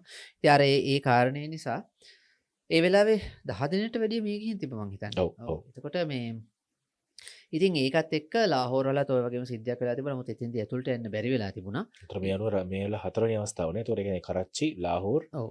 ඊට අමතරව බැග්ඩෑඩ් වල එදා මං හිතන්නේ උදේයි හවසයි අවස්ථා දෙකක ලොකු ප්‍රොටෙස්ට් සිද්ධ වුණා. කඩාපැන ප්‍රහාර එල්ල වුණේ නැහැ බැග්ඩෑඩ් එකට නේද? නෑ එම්බසිය ඇතුළට පහර දුන්නේ නෑ. ලාහෝර් වලත් මං හිතන්නේ එම්බසි ඒ කියන්නේ මේ කොන්සල් කාර්යාලයට පහර දුන්නේ නෑ මං හිතන්නේ. ඒගොල්ලෝ එළියේ වැටවල් ගාව තමයි ලොකුවට පොලිසියත් එක්ක ගැටුණා. ඒ අනුව මේ නෝර්වේ ඉන්සිඩන්ට් එක නෝර්වීජියන් ඉන්සිඩන්ට් එක අපිට සාමාන්‍ය තුන්වෙනි කළ සලකන්න පුළුවන්. නෝර්වීජියන් ඉන්සිඩන්ට් එක මේකට සම්බන්ධ නැද්ද කියලා අපි දන්නේ නැහැ. නමුත් සම්බන්ධයි නම් ඔව් ඒක එහෙම කියන්න පුළුවන්. ලාහෝර් වල සිද්ධියෙන් පස්සේ මේක ඊට අමතරව ඉතින් ඉරානය විසින් එම්බසි කීපයකට පහර දුන්නා. රියාද් වල, ඩුබායි වල කොන්සල් කාර්යාලයට, බහරේන් වලත් වැදුනද මම මේක නැතරම මේ ඉරානයේ ඍජු මැදිහත්වීමකින් තොරව වෙනත් පාර්ශව විසින්. ඔව් ඔව්. එතකොට පාකිස්තානයේ එක තමයි මම හිතන්නේ ලොකුම උදාහරණය. ඉරාකයේදී සහ මේ කියන්නේ ලාහෝර් වලදී සහ බැග්ඩෑඩ් වලදී ඒක සාර්ථක වුණේ නැහනේ. ඒක ඒ නිසා ඒක අසාර්ථකයි. ඒ කියන්නේ ප්‍රොටෙස්ටර්ස්ලා කඩාවදින උත්සාහ කරලා කඩාවදින බැරි වුණා. එතකොට අතනද තමයි ලාහෝර් වල තමයි අතන මේ කොන්සල් කාර්යාලය ගිනි තියලා එහෙම කලබල වුණේ.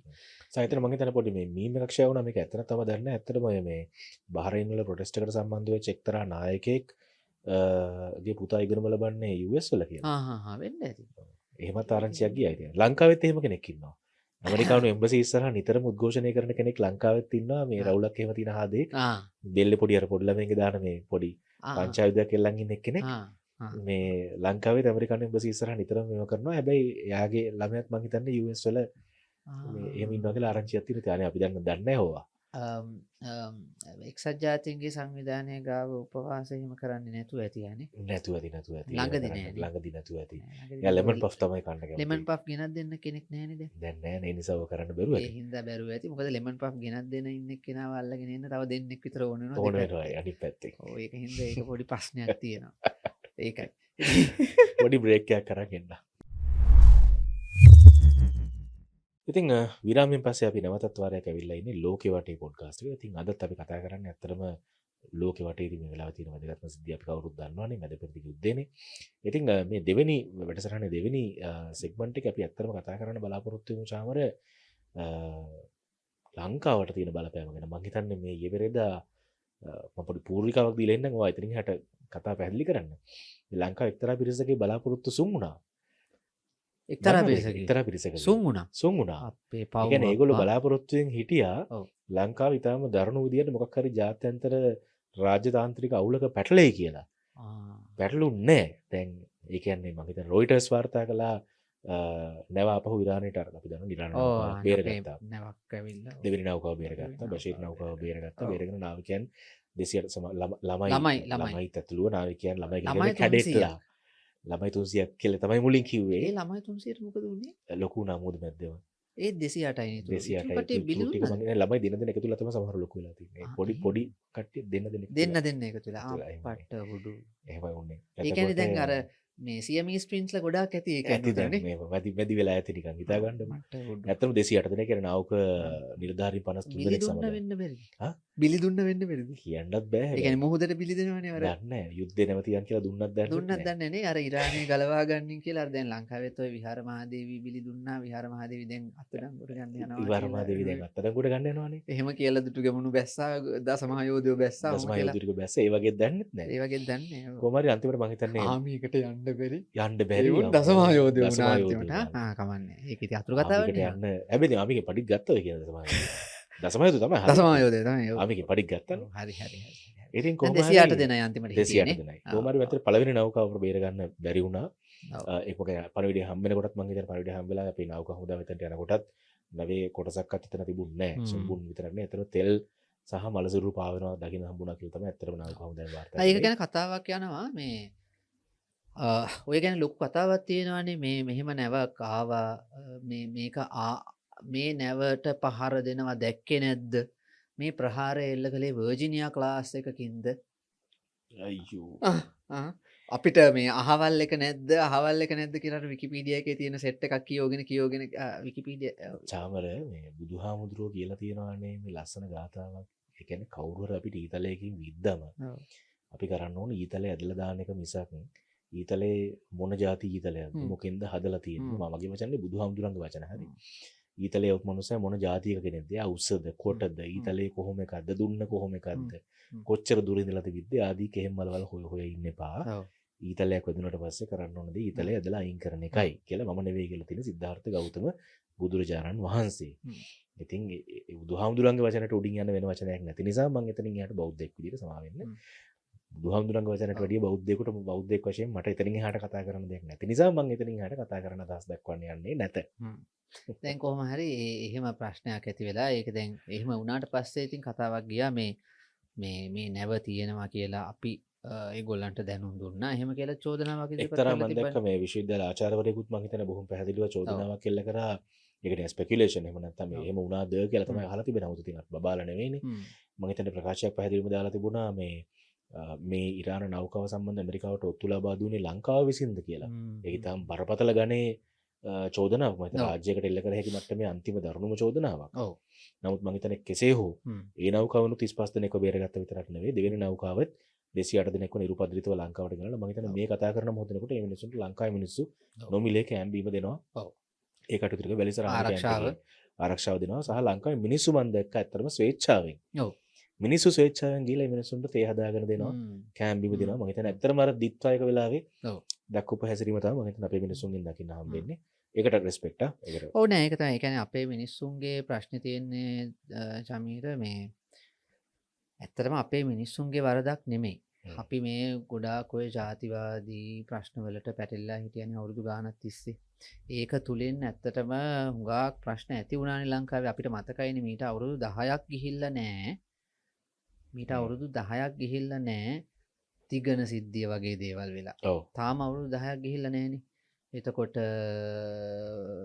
බෝම්බ පුපුරලා තාම අවුරුදු 10ක් ගිහිල්ලා නෑනේ. අනිවාර්යයෙන්. එතකොට බෝම්බ පුපුරෝ දවස් වලට ඒ ගාම්ම කට්ටිය නිින්දෙන් ඇහැරලා වගේ මම ජනාධිපතිවරණට ඉල්ලනවා කියලා ඊට පස්සේ එහෙමත් දේවල් තියෙනවා. එහෙමත් දේවල් වෙලා තාම අවුරුදු 10ක් ගිහිල්ලා නැහැ. ඉතින් එයා අවුරුදු 10ක් ඇතුළට වඩා අඩු කාලයක් ඇතුළත රටේ ජනතාව මේ විදිහට U-turn එකක් ගහලා තියෙන එක අංශක 365කින් නෙමෙයි. රුසියාට පහින් යෝම අනිත් එක මේ පැත්තරමනේ හැරෙන්නේ. අනිත් පැත්ත හැරෙනවා කියන්නේ 180යි ඈ. ඒක තමයි අර ඒ කියන්නේ අංශක 5ක් හැරෙන්න පුළුවන් එක 365ක් හැරෙනවා වගේ වැඩ තමයි මේ දවස්වල ඒගොල්ලෝ කරන්නේ. ඒගොල්ලෝ කරමින් ඉන්නේ. කරමින් ඉන්නේ. වටේ යනවා. ඉතින් කොහොම හරි අර කොහෙද රටක පාර්ලිමේන්තුව වටේත් ගියේ. ඔව් අපෝ යන්නේ අම්මේ. වැට වටේ. ඔව් වැට වටේ පාර්ලිමේන්තුවේ වැට වැට වටේ മന്ത്രി. ඉතින් මේ ඒ වගේ අර ඒ වගේ තත්ත්වයක ඉඳලා රටේ මිනිස්සු මේ වගේ තත්ත්වයකට මේ වගේ මේ අස්ථානයකට ඇවිල්ලා තියෙන එක මාර පොසිටිව් දෙයක් විදිහට තමයි මම නම් පෞද්ගලිකව දකින්නේ. අනිවාර්යෙන්. ඒ කියන්නේ ඒකට හේතු කෙසේ වෙතත් මිනිස්සු විදිහට හිතන්න පටන් අරන් තියෙන එක ඕක නුරුස්සන කණ්ඩායමක් ඉන්නවා. ඒගොල්ලෝ තාම උත්සාහ කරනවා අර පරණ බෙරේම ගහලා මේක අවුස්සන්න. ඒක එහෙම තියෙද්දි වුණත් මිනිස්සු ওই විදිහට හැසිරෙන එක සම්බන්ධයෙන් ඇත්තටම රෙස්පෙක්ට් එකක් තියෙනවා. ඇත්තටම කිව්වොත් එහෙම. මිනිස්සු ඔය තත්වයට වෙනස් වෙයි කියලා නම් ඇත්තටම අපි බලාපොරොත්තු වෙන්නේ නැහැ අවුරුදු 10කට කලින් මම නම් පෞද්ගලිකව. ඔව් ඒ වගේ මම හිතන්නේ මේ මෙන්න මෙතන මේ පොඩි මේක මම අදාළ රොයිටර්ස් නිවුස් එකම ගන්න සමහර මට පොඩි වෙලාවක් දෙන්න. අර ඊට පස්සේ කතන්දරේ කියන්නේ ඔය නැවේ නාවිකයන්ට මොකද වෙන්නේ කියන එක ප්‍රශ්න. ඔව් ඒ සම්බන්ධයෙන්ුත් ලොකු බලාපොරොත්තු තිබ්බනේ සමහරව. ඔව් ඇත්තටම ඒ කියන්නේ ඒ වෙලාවේ මේ මම හිතන්නේ මේක රොයිටර්ස් වල මම හිතන්නේ මේක වාර්තා වුණේ මේක NDTV වල වාර්තා වුණා. මම NDTV නිවුස් එකට දැන් ස්ක්‍රීන් එකට දාන්නම්. US pressure Sri Lanka not to repatriate survivors of sunken Iran ship කියලා. කියන්නේ මේ මුහුදුබත් වෙච්ච මේ ඉරාන නැවේ සහ බාහිරට ගත්ත ඉරාන නැවේ ඉන්න කිසිම මේ බේරගත නාවිකයෙක්ව ආපහු ඉරානට යවන්න දෙන්න එපාය කියලා. US වලින් ලංකාවට කිව්වාය කියලා. වාර්තා වුණා. මේ වැඩි දවසක් නෑ. ඇත්තටම ඊයේ තමයි වාර්තා වුණේ. විතර මේක මම හිතන්නේ මේ කේබල් එකක් මම හිතන්නේ කේබල් පණිවිඩයක් ඇසුරින් තමයි මේක වාර්තා කරා කියලා දැන් කියන්නේ. මේක මේ හරියටම කියනවා නම් මේක සිද්ධ වුණේ අනුර කුමාර දිසානායක තමන්ගේ ප්‍රකාශය කළා මේ අයිරිස් ඩේනා කියන නැවට මොකද වෙන්නේ? නැව ත්‍රිකුණාමලට බුෂ මේ නැව ත්‍රිකුණාමලට ගෙනියනවා නාවිකයෝ ටික ලංකාව ඇතුළේ තියාගන්නවා කියන පරිදි දීලා ඒක එක්කම තමයි ඉමීඩියට්ලි මම හිතන්නේ ඉරානයේ රික්වෙස්ට් එකක් ආවා මේගොල්ලන් ඉරානයට ආපහු එවන්න කියලා. ඒකත් එක්ක තමයි මම හිතන්නේ ඇමරිකාවෙන් මේ කියන ප්‍රෙෂර් එක ආවයි කියන පණිවිඩේ ජාත්‍යන්තර මාධ්‍ය වාර්තා වුණේ. ඒකත් වැරදි නෑ. නමුත් අද වෙනකොට ඔන්න වාර්තා වෙලා තියෙනවා. මම නැවතත් ඒක නිවුස් එකට දාන්නම්. මේක අසාමමින් වාර්තා කරන්නේ USA Sri Lanka free to decide fate of Iranian sailors and warship. මේක අපි නෙමෙයි කියන්නේ ඇත්තටම කියනවා US State Department spokesperson. ඒ කියන්නේ ඇමරිකා එක්සත් ජනපදයේ අභ්‍යන්තර කටයුතු නැත්නම් ස්වදේශ කටයුතු දෙපාර්තමේන්තුවේ මාධ්‍ය ප්‍රකාශක තමයි කෙලින්ම කියලා තියෙන්නේ. අයිරිස් ඩේනා සහ රාජ්‍ය දෙපාර්තමේන්තුව කියන්නේ ඇත්තටම විදේශ අමාත්‍යාංශය. හරි සමා වෙන්න. අයිරිස් ඩේනා සහ ඇරිස් බුෂේර් කියන නෞකා දෙක සම්බන්ධයෙන් මොකද්ද ගන්නා ෆයිනල් ඩිසිෂන් එක. ඒ සම්බන්ධව සියලුම දේවල් ලංකාවට අදාළ පරිදි ලංකාවේ දේශීය නීති සහ ජාත්‍යන්තර නීතිවලට තියෙන අනුගත භාවයන් එක්ක ලංකාවට කැමති විදිහට බේර ගන්න ඉඩ තියෙනවා කියන එක මේ වෙනකොට මම හිතන්නේ ස්ටේට් ඩිපාර්ට්මන්ට් එකෙන් කියලා තියෙනවා. හැබැයි සමහර කට්ටිය බලාපොරොත්තු වෙන හිටියා ඔතනනොත් ප්‍රශ්නයක් ඇති වෙලා. සමහර කට්ටිය බලාපොරොත්තු වෙන හිටියා ඇත්තට මෙතන මුලින් බලන් හිටියා අර නැවේ ඉරාන කාර්යෝ ටික ලංකාවට අරගත්තට පස්සේ ඊට පස්සේ ජාත්‍යන්තර ප්‍රශ්න එකක් එයි කියලා. අර ඒකට ඉස්සේ බෑග්ග්‍රවුන්ඩ් එක ඇහෙනවා ලැබි. ඔය ඊට පස්සේ දැක්කද අර සංචාරයටත් නුසුදුසුයි කියලා මේවා කරා. ඒ මම අපි ඕඩර් එකට එමු. හරිද? අතනින් පටන් ගන්නතර බෑග්ග්‍රවුන්ඩ් එක කියනවා මොකද්ද? වියන් කියලා බෑග්ග්‍රවුන්ඩ් එකේ ඇහෙනවා. හරිද? ඊට පස්සේ මොකද වෙන්නේ? ඊට පස්සේ ඔන්න දැන් නැව මුහුදුබත් වුණාට පස්සේ අප්පට සිල් ඔන්න නැව මුහුදුබත් වුණා. මෙන්න පැය 11ක් තිස්සේ නැවෙන් ආපු සිග්නල් එක මම ගත්තේ නැහැ. දෙවෙනි කොටස. හරි ගියේ නැහැ. ඊට පස්සේ හරි ගියේ නැහැ. ඊට පස්සේ මොකද වුනේ? අන්තිමට තුන්වෙනි නැවක් ආවට පස්සේ මේගොල්ලෝ හිතුවා මේක ගන්න එකක් නැහැ කියලා. ගන්න එකක් නැති කියලා ගන්න ඕනේ කියලා ලොකු උද්ඝෝෂණයක් කරා බෑග්ග්‍රවුන්ඩ් එකෙන් ගන්න එකක් නැහැ කියලා. ඔව් බෑග්ග්‍රවුන්ඩ් එකෙන් ලවියන් මොකද ඇමරිකාවට බයයි මේක ගන්න මේගොල්ලෝ බේරගන්නේ ඇමරිකාවට කඩේ යනවා ඇමරිකාවට ගියත්තෝ. ඊට පස්සේ අන්තිමට දැන් නැව ගත්තනේ. නාවිකයෝ ටිකත් බේරගත්තනේ.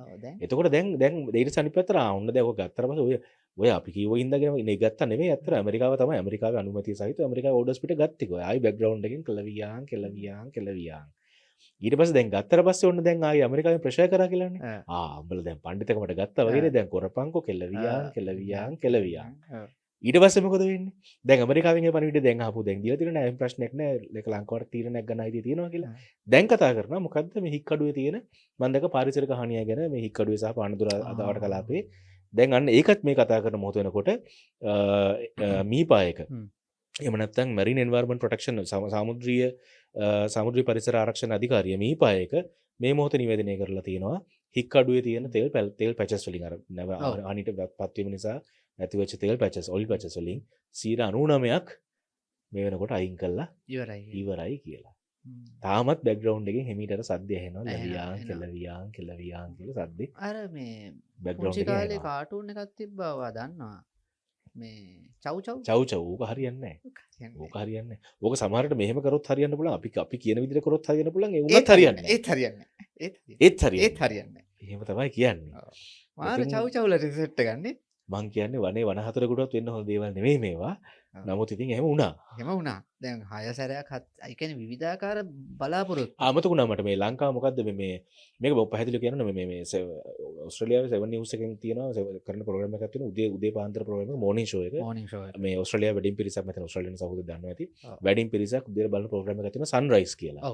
ඒ සන්රයිස් එකේ වාර්තා කරලා තිබුණා මේ ඇත්තටම මිඩල් ඊස්ට් රීජන් එකයි ලංකාවයි හයිලයිට් කරලා මේ අම්බ කලකින් මගේ ෆොටෝ එක ස්ක්‍රීන් එකට දාන්න නැහැ මොකද ෆේක් නිවුස් වලට එහෙමත් අපි අවස්ථාවක් දෙන්න ඕන නැති නිසා මේ ලංකාව අතරම අවදානම් සහගත කලාපයක් කියලා නම් කරලා තිබුණා කියලා නිවුස් එකක් අරගෙන ගියා ඊට පස්සේ ඕස්ට්‍රේලියන් හයි කමිෂන් එකෙන්ම අනිත් පැත්තට ඉඳන් කියලා තිබ්බා මේ එහෙම එකක් නැහැ මේ අතරම ස්මාර්ට් ට්‍රැවලර් කියලා එකක් තියෙනවා ස්මාර්ට් ට්‍රැවලර් එකෙන් තමයි හරියට පැත්තට අවදානම් තත්ත්වය දැනගන්න මේක කලින් ඉඳන්ම තිබිච්ච එක. ඇත්තටම ආර්ථික කඩාවැටීම 2022 අරගල වලින් පස්සේ ඒ තිබිච්ච අර මොඩරේට් ඩේන්ජර් එහෙම නැත්නම් මැදි අවදානම් කියන එක තමයි ওই දිගටම කන්ටිනියු වෙලා තියෙන්නේ.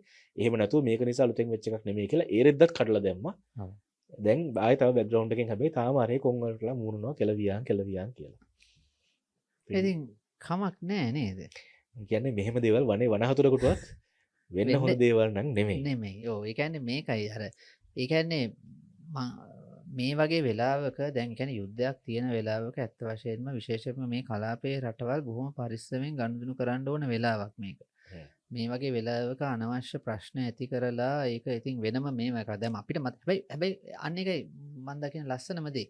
දැන් ඔය මේ 2019 සිද්ධි වෙච්ච වෙලාවේ එහෙම අර මිනිසුන්ව බය ගන්නවලා මතකද අර මේ පාකිස්තානෙන් ඇවිල්ලා හිටපු අහමදියා මිනිස්සු කට්ටියකට ගහන්න ලෑස්ති කරලා එන කතා ටිකක් ඇවිල්ලා ගොඩක් ඇති වුණා. අහමදියා මිනිසුන්ට ගහනවායි කියන්නේ මේකයි. කියන්නේ ඒකවත් අදාළ නැහැ. කවුද කින්ද මන්ද අදාළ නැහැ. ඒ තත්ත්වයේ ඉඳන් මේ තත්ත්වයට ඇවිල්ලා තියෙන එක ඇත්තටම වටිනවා. හැබැයි ඉතින් ඔය සෙට් එකට තාම තේරිලා නැහැ. නැට්ට හැරිලා නැහැ. බොහොම පැහැදිලිව කියනවනේ මේක මේ පවත්නා රජයට කැඩයාමක් වෙන්නේ. මොකද අපි ඊළඟට කතා කරන්න ඉන්න ඊළඟ කතා කරන මාතෘකාව එක පැහැදිලි වෙන්න ඕන.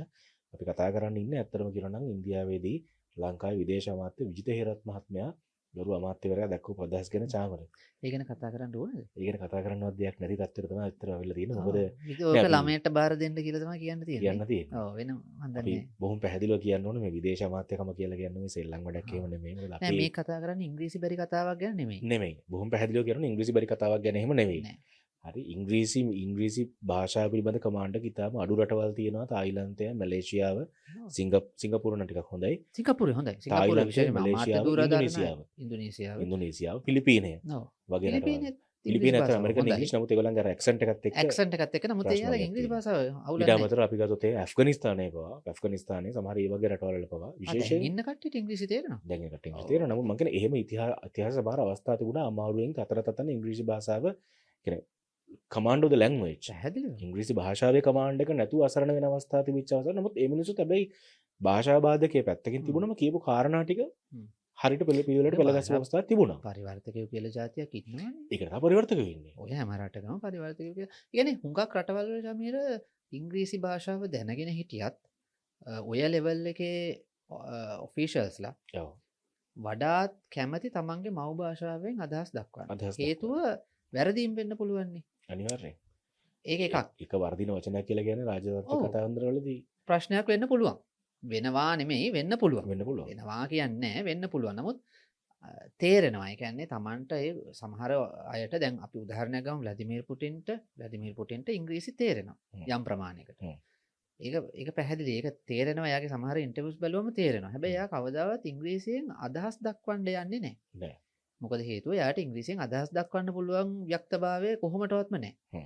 එතකොට නමුත් තේරෙනවා කියන එකයි අදහස් දක්වනවා කියන එක දෙකක් නේ. තේරෙන එකත් හරියට තේරෙන්නේ නැති හින්දා එහෙම වෙන්න පුළුවන් හින්දා භාෂා පරිවර්තකයෙක් ඉන්නවා. ලංකාවත් මම හිතන ගොඩක්කට ඉංග්‍රීසි තේරෙනවා. ඔව්. කතා කරන්න ගියාමනේ ප්‍රශ්නේ. කතා කරන දැන් ඒ භාෂා පරිවර්තකයෙක් ඉන්නවා. සමහර වෙලාවට මම දැකලා තියෙනවා සමහර මේ වෙලදී ව්ලාදිමීර් පුටින් කියනවා භාෂා පරිවර්තක නෑ ඕන්නේ මට තේරුණා ඒක කියලා. එයා නවත්තනවා. සමහර වෙලාවට ආරයට ඒක කරන්න දෙනවා. අනිත් පැත්තට උත්තර දෙනකොට ඉංග්‍රීසි භාෂාවෙන් නෙමෙයි ඔයගොල්ලෝ උත්තර දෙන්නේ ඉංග්‍රීසි දන්න අය පවා. අනිවාර්යයෙන්. ඉංග්‍රීසි දන්න අය පවා කතා කරන්න පුළුවන් අය පවා ඒක මම ඇස්පනා අපිට අත්දැකීමෙන් දැකලා තියෙන දෙයක් ඒක. ඉංග්‍රීසි දන්න අය පවා දැන් පෞද්ගලිකව අපි දෙන්න කතා කරනවා නම් එයා මාත් එක්ක හොඳට ඉංග්‍රීසියෙන් කතා කරනවා. හැබැයි අර සභාවේදී එයා කතා කරන්නේ එයාගේ භාෂාවෙන්. මොකද එයාට ඒ ව්‍යක්ත විදිහට සහ නිවැරදි විදිහට ඒ අදහස් දැක්වීම කරන්න අවශ්‍ය නිසා. එතකොට මම කියන්නේ කිසිම රටක ගිහිල්ලා තමන්ගේ භාෂාවෙන් කතා කරන එක ලැජ්ජාවට කාරණයක් නෙවෙයි. ඒකට තමයි පරිවර්තකයෝ ඉන්නේ. කවුරුවත් ඒකට hina වෙන්නේ නැහැ. අර තමන්ට බැහැ කියලා තේරුම් දැනත් නිකන් පොර වෙන්න යන එක තමයි උතන අවුල තියෙන්නේ. අනිවාර්යයෙන්. ඇත්තටම මචං කවුරු මොනවා කිව්වත් තමන්ට සභාවක ඉංග්‍රීසියෙන් කතා කරන්න බැරි නම් තමන් ඒක දන්නවනේ හත් දෙයියනේ. අනිවාර්යයෙන්. නිකන් පොර වෙන්න ඕනේ නෑනේ ටයි කෝඩ් ගහගෙන ගිහිල්ලා උතන. මම මේ වෙලාවේ එක වැදගත් නිවුස් එකක් මම දන්නවා මේක ඇත්තටම 2013 නිවුස් එකක්. ගොඩක් අයට අමතක වෙති මේක මතක් කරන්න ඕන. ක්‍රිස් නෝනිස්. ඔව්. කොහොමද සුද්දන්ට ඉංග්‍රීසි ක්‍රිස් නෝනිස් මං හිතන්නේ ඇත්තට මේ ක්‍රිස් නෝනිස්ගේ ෆොටෝ එකක් මම දාන්න කඩට අමතක වෙන්න. මම හිතන්නේ ප්‍රොක්සි ප්‍රොපගැන්ඩා වෝ කියන වචන ටික අහුවම මතක් වෙන්න ඕන. මෙන්න මේ මිනිස්සයා. මෙයාගේ දෙපැත්තම තියෙන මතක තියාගන්න මෙයාගේ ඇත්තටම මිස් මැනේජ්මන්ට් වලට වෙන වෙනම නඩු දාපු ඒ ප්‍රශ්න වගේ ඇත්තටම වෙනම කතාවක්. නමුත් මම හිතන්නේ මේ මොහොතේ මේ ප්‍රශ්නට උත්තර දීපු ආකාර ව්‍යක්ත ඉංග්‍රීසිය මම හිතන්නේ අර අහන් ඉන්න කට්ටියටත් මංජන් වෙන විදිහේ ඉංග්‍රීසියෙන් උත්තර දුන්නා. කද්දයකෝ මම ඒ වෙනික ඩික්ෂනරියක් කාලා වරෙන් මේක තේරුම් ගන්න කියලා. ඔව්. ඒ කියන්නේ එංගලන්තේ සුද්දොන්ට කෙලවිලා යන තත්ත්වෙට මම හිතන උත්තර දුන්නා. ඒක කරපුවා තව මිනිස්සෙක් ඉන්නවා ලංකාවේ. සුද්දන්ට තේරෙන ඉංග්‍රීසි කතා කරනකොට තව මිනිස්සෙක් ඉන්නවා ලංකාවේ. දන්නේ කවුද කියලා? ජපන් භාෂාවෙනුත් එයාට පුළුවන්. පුළුවන් කතා. මේ අවස්ථාවේ මම හිතන්නේ හැටි ඉංග්‍රීසි භාෂාවෙන් කතා කරන්න දුරන වැඩේ කොට දාන්න තිබ්බා. වැඩේ කොට දාන්න තිබ්බා ඉංග්‍රීසි භාෂාව, ජපන් භාෂාව, අලි භාෂාව වගේ විවිධාකාර භාෂාවන්. අපි නැවත මතක් කරන්න ඕන මේ වෙලාවේ බොහොම පැහැදිලිව කියන්න ඕන මේ මේක ඒ කියන්නේ අපිට ඒක කොච්චර ලැජ්ජාවක්ද කියන එක නිකන් අපි උදාහරණයක් විදිහට කිව්වොත් එහෙම. ඊට පස්සේ මම හිතන්නේ පාකි ශර්මා එක අහනවා ඒ විදිහටම ජයශංකර. ඔව්. ජයශංකර ලංකාවේ විදේශ අමාත්‍යවරයා දීපු උත්තරේ මේ විදිහටම පුනරුච්චාරණය කරලා ඒක ඇත්තටම සභාව ඉස්සරහන එක්තරා විදිහකට අපිව රටක් වශයෙන් ජෝක් එකටපත් වුණා. ඊට පස්සේ ඇත්තටම ජයශංකර තමන්ගේ උත්තර නිවැරදි දුන්නා. ඉතින් මම දැක මේ ආණ්ඩුවට සහාය දෙන සමහර පාර්ශ්වයන් මේක ඉතාලම නිර්ලජ්ජිතව මේකත් මම හිතන ඩිෆෙන්ඩ් කරන්න හදනවා. එහෙමනම් කරන්න බෑ මං කියන්නේ. මේක ඉතාලම සීරියස් ගන්න ඕනේ. දැන් මේ තියෙන්නේ රාජතාන්ත්‍රික සබඳතාත් එක්ක සෙල්ලම් කරන යුගයක් නෙමෙයි. මේ යෝගය අපි ඇත්තටම බොහොම පැහැදිලිව ඉතාලම සීරු මාරුවෙන් සිවුම්ව කතා කරන්න ඕනේ. අපිට ප්‍රශ්නයක් නැහැ විජේතේරත් මහත්මයාගේ ගරු අමාත්‍යවරයාගේ බැලන්සිං ඇක්ට් එක ගැන ප්‍රශ්නයක් නැහැ. සමහරවිට ඔය එකට ඇත්තටම දක්ෂ වෙන්නේ නැති. ඒක කරන්නත් ඕනේනේ. ඒක වෙන්න එපැයි. ඒක කරන්නත් ඕනේනේ. මේ වගේ වෙලාවක බැලන්ස් කරනවා කියන එක ඉතාම අත්‍යවශ්‍යයි කරන්න ඕනේ. සමහරවිට ඇත්තටම විජේතේරත් කියන හොඳ බැලන්සර් කෙනෙක් වෙන්නත් ඇති. හැබැයි එයා හොඳ මාධ්‍ය ප්‍රකාශකෙක් නෙමෙයි කියන එක පැහැදිලිනේ. පැහැදිලි. ඒක එක්කෝත් වෙන කෙනෙක් ඒකට කටයුතු කරන්න ඕනේ. එක්කෝ එහෙනම් එයා බෑග්ග්‍රවුන්ඩ් එකේ ඉඳගෙන ඒක වෙන කෙනෙකුට බාර දෙන්න ඕනේ. එහෙම නැත්නම් සරලම කාරණේ භාෂා පරිවර්තකයෙකුට බාර දෙන්න. අපේ හයි කමිෂන් එක තියෙනවනේ එතන. අපේ හයි කමිෂන් එකේ ඔය කරන්න පුළුවන් මිනිස්සු ඉන්නවා. ඉතින් මේ මිනිස්සු පඩියක් ගවලා තියන්නේ එකට. දැන් හයි කමිෂනර් ඉන්නේ ඉස්සර මේ විදේශ අමාත්‍යාංශයේ හිටපු මාධ්‍ය ප්‍රකාශකව. ඉතින් දින සම්පත්තික පාවිච්චි කරන්න පුළුවන් වෙන්න බෑ ඉතින්. ඒක මහා දෙයක් නෙමෙයි. මහා අමුතු දෙයක් නෙමෙයි. අනික මේ මැජික් නෙමෙයිනේ රොකට් සයන්ස් නෙමෙයි. හරි ඉතින් ඒකින්ද ඒ වගේ රටක විදේශ අමාත්‍යවරයාගේ වකීම වෙන මොකුත් හොදලා ගන්න ඕන වෙන මොකුත් ඕනේ. උදාහරණ දෙකක් දෙන්න මම චාමර රඩියක පැහැදිලි කරේ. එකක් ඕමානි විදේශ අමාත්‍යවරයා. ඔව්. ගහන ගේම. අනිත් පැත්තෙන් අබ්බාස් ආරච්චි මම කියන්නේ මොකසල හතර වටේ ටිකන්න මිනිස්සයා වෙලා රටක මිනිස්සයා වෙලා කොච්චර වුණත් ඒ කියන්නේ කොච්චර වුණත් එයාගේ තියෙන මේ මොකද්ද කියන්නේ එයා ඉන්න ආස්ථානය හරිද වැරදිද කියන එක නෙමෙයි. එයා ඒක බැලන්ස් කරන විදිහ එයා කියන්නේ එයා ගනුදෙනු කරන විදිහ එයා කතා කරන විදිහ අනික එක තමයි මම හිතන්නේ අපේ කලාපයෙන් ගත්තොත් මම හිතන්නේ මේ ජයශංකර උනත් අනිවාර්යයෙන්. ඔව් එතකොට ජයශංකරට ඉතින් වාසියක් තියෙනවා ජයශංකර වෘත්තියෙන් රාජතාන්ත්‍රිකයෙක් නිසා. එයා රාජතාන්ත්‍රිකයෙක් වෙලා ඉඳලා ওই වැඩේට ආපු කෙනෙක්. ඒ නිසා එයාට ඒ ගැන පරිචයක් තියෙනවා පුහුණුවක් තියෙනවා සාමාන්‍ය විදේශ ඇමතිවරයෙක්ට ඒක නැති වෙන්න පුළුවන්. අනිවාර්යයෙන්. ඒක ගැටලුවක් නෑ. නමුත් වැඩේ තියෙන්නේ ඇමතිවරයා කියන්නේ ඒ නිකන් හැම වෙලාවෙම මේ මොකක්ද ඒකට කියන්නේ මේ හැම වැඩේම කරන කෙනා නෙමෙයිනේ. යාගේ පිටිපස්සේ ඉන්න නිලධාරි මණ්ඩලය තමයි මේ කටයුතු ඇත්තටම කරන්නේ. මට හොඳට මතක් වෙනවා ඕක මේ හොඳ උදාහරණයක් මේ මම මේ ළඟදී කියවන්න ගත්තනේ මම ඔයාලටත් පෙන්නුවා මම හිතන්නේ මේ පොත අර මේ වජ්පායිගේ චරිතාපදානයක්. ඔව් ඔව් ඒක ඔව්, දෙවෙනි ඔව්. කොටස කියවන්න ගත්තා මම. ඒක දෙවෙනි කොටස පටන් ගන්න ඇත්තටම ජනතා ආණ්ඩුව 77 දී බිහි වෙච්ච අවස්ථාවේ ඉඳලා. හ්ම්. දැන් වජ්පායි කියන්නේ වජ්පායිට හොඳට ඉංග්‍රීසිත් පුළුවන්. හ්ම්. නමුත් අර විදේශ ප්‍රතිපත්ති සම්බන්ධයෙන් එහෙම ලොකු දැනුමක් තිබ්බ කෙනෙක් නෙමෙයි. දැනුමක් කියන්නේ මෙහෙමයි. විදේශ ප්‍රතිපත්ති ගැන පාර්ලිමේන්තුවේදී ගොඩක් කතා කරන කෙනෙක්. එයා අනිවාර්යයෙන්. නේරු එක්ක පවා හැප්පිලා තියෙනවා තරුණ මන්ත්‍රී කෙනෙක් කාලේ. අනිවාර්යයෙන්. එතකොට කට්ටිය බලනවා මොකಾದ යකෝ මේ නේරුත් එක්ක හැප්පෙන්නේ විදේශ ප්‍රතිපත්තිය ගැන කියලා. ඔව්. නේරුගේ ස්ට්‍රෝං පොයින්ට්ස් වලින් එකක් නේ ඕක. අනිවාර්යයෙන්. එතකොට එහෙම තමයි මෙයා ඒ වෙලාවේ ඇත්තටම මේ අපේ මේ ආණ්ඩුව වගේ තමයි මේ ආණ්ඩුවෙත් විදේශ ප්‍රතිපත්තිය ගැන මේ මහ විශාල දැනුමක් තියෙන ගොඩක් දෙනා නැහැනේ. හ්ම්.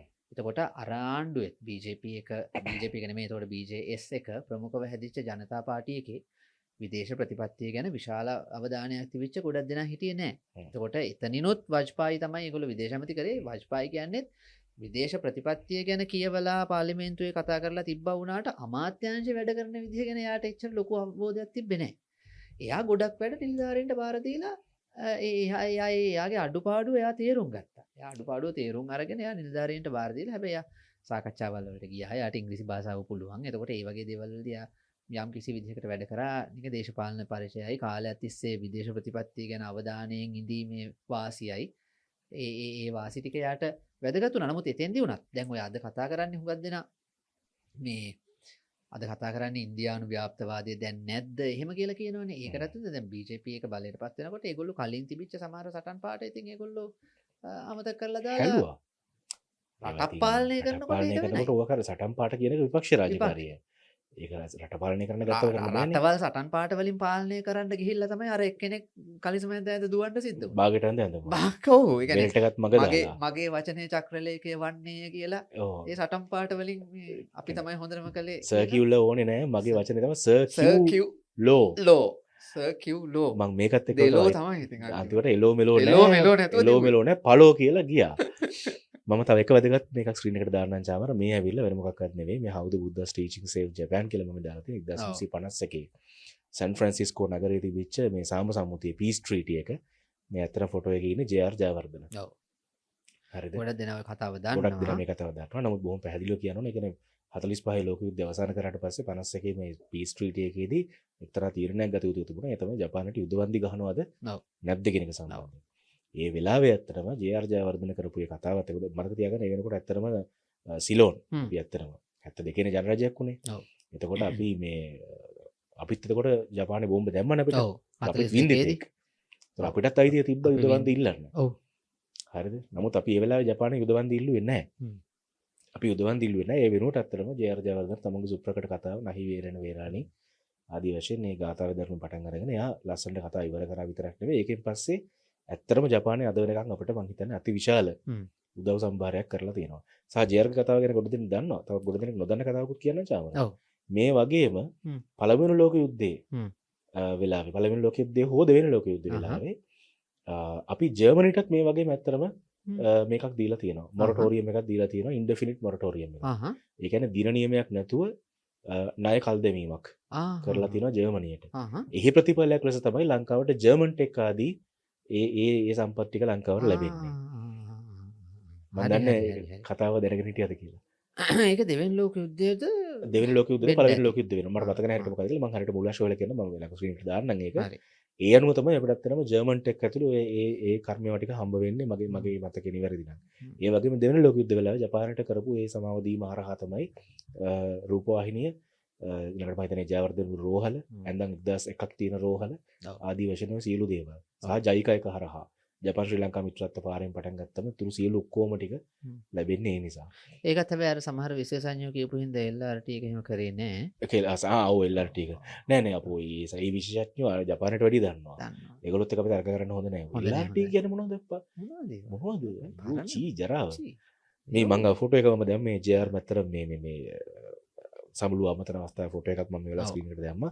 මේක ඕනට ලොකු කරලා බලන්නත් එක මම මේකට ලොකු. ඔය ඒකේ වැදගත්කම තමයි ලංකාව වගේ පොඩි රටකට දැන් විශේෂයෙන්ම ඇත්තට මේ වගේ කාලෙක ලංකාවේ තියෙන ලංකාවේ ස්ථාවරය මොකක්ද කියන එක හරියට පැහැදිලි කරලා ලෝකයා හමුවේ කියන එක මම හිතන්නේ අපිට තියෙන ලොකු වගකීමක්. අනිවාර්යෙන්. එතකොට අපි ඇත්තටම කාගේවත් පැත්තක් ගන්න අවශ්‍ය නැහැ. අපිට ඔයවට මේව වුණාය කියලා අපිට කරන්න පුළුවන් දෙයක් නැහැ. නමුත් දැන් සමහර ප්‍රශ්න අපේ ගොඩට ආවට පස්සේ දැන් නැවක් එනවා. ඉතින් මොකද කරන්නේ? එතකොට ඒක බාරගෙන ඒකේ කටයුත්ත කරන්න ඕනේ. අනිවාර්යයෙන්. ඉතින් ආණ්ඩුව ඒ වෙලාවෙ ඇත්තටම තාම ප්‍රශස්ත විදිහට ඒ නැව ගොඩ දැම්මා. ගොඩ දාගත්තා. නැව ගොඩ දැම්ම කියන්නේ නැව අරගෙන ඇවිල්ලා කට්ටියව ගොඩට අරගෙන ඒ කටයුත්ත ඉතාම ප්‍රශස්ත විදිහට ආණ්ඩුව කරා. ඒ වෙලාවේ මං හිතන්නේ ඒ කියන්නේ ලකුණු ඔක්කොම අපේ අය දාගත්තා. දාගන්න ඊපස්සේ ආරයා ගිහිල්ලා ඉන්දියාවේදී සහ වෙන කට්ටිය ඇත්තටම කරනවා ඊට පස්සේ ඉන්දියාවට ඒකට පොඩි රිසියාවක් ගිහිල්ලා ඔව්. නෑ මේ ඇත්තට චෝදනාවක් කරනවා. මොකද මේ ඉන්දියාවේ තිබිච්ච උදාභ්‍යාසය කරන වෙනවා ආවේ.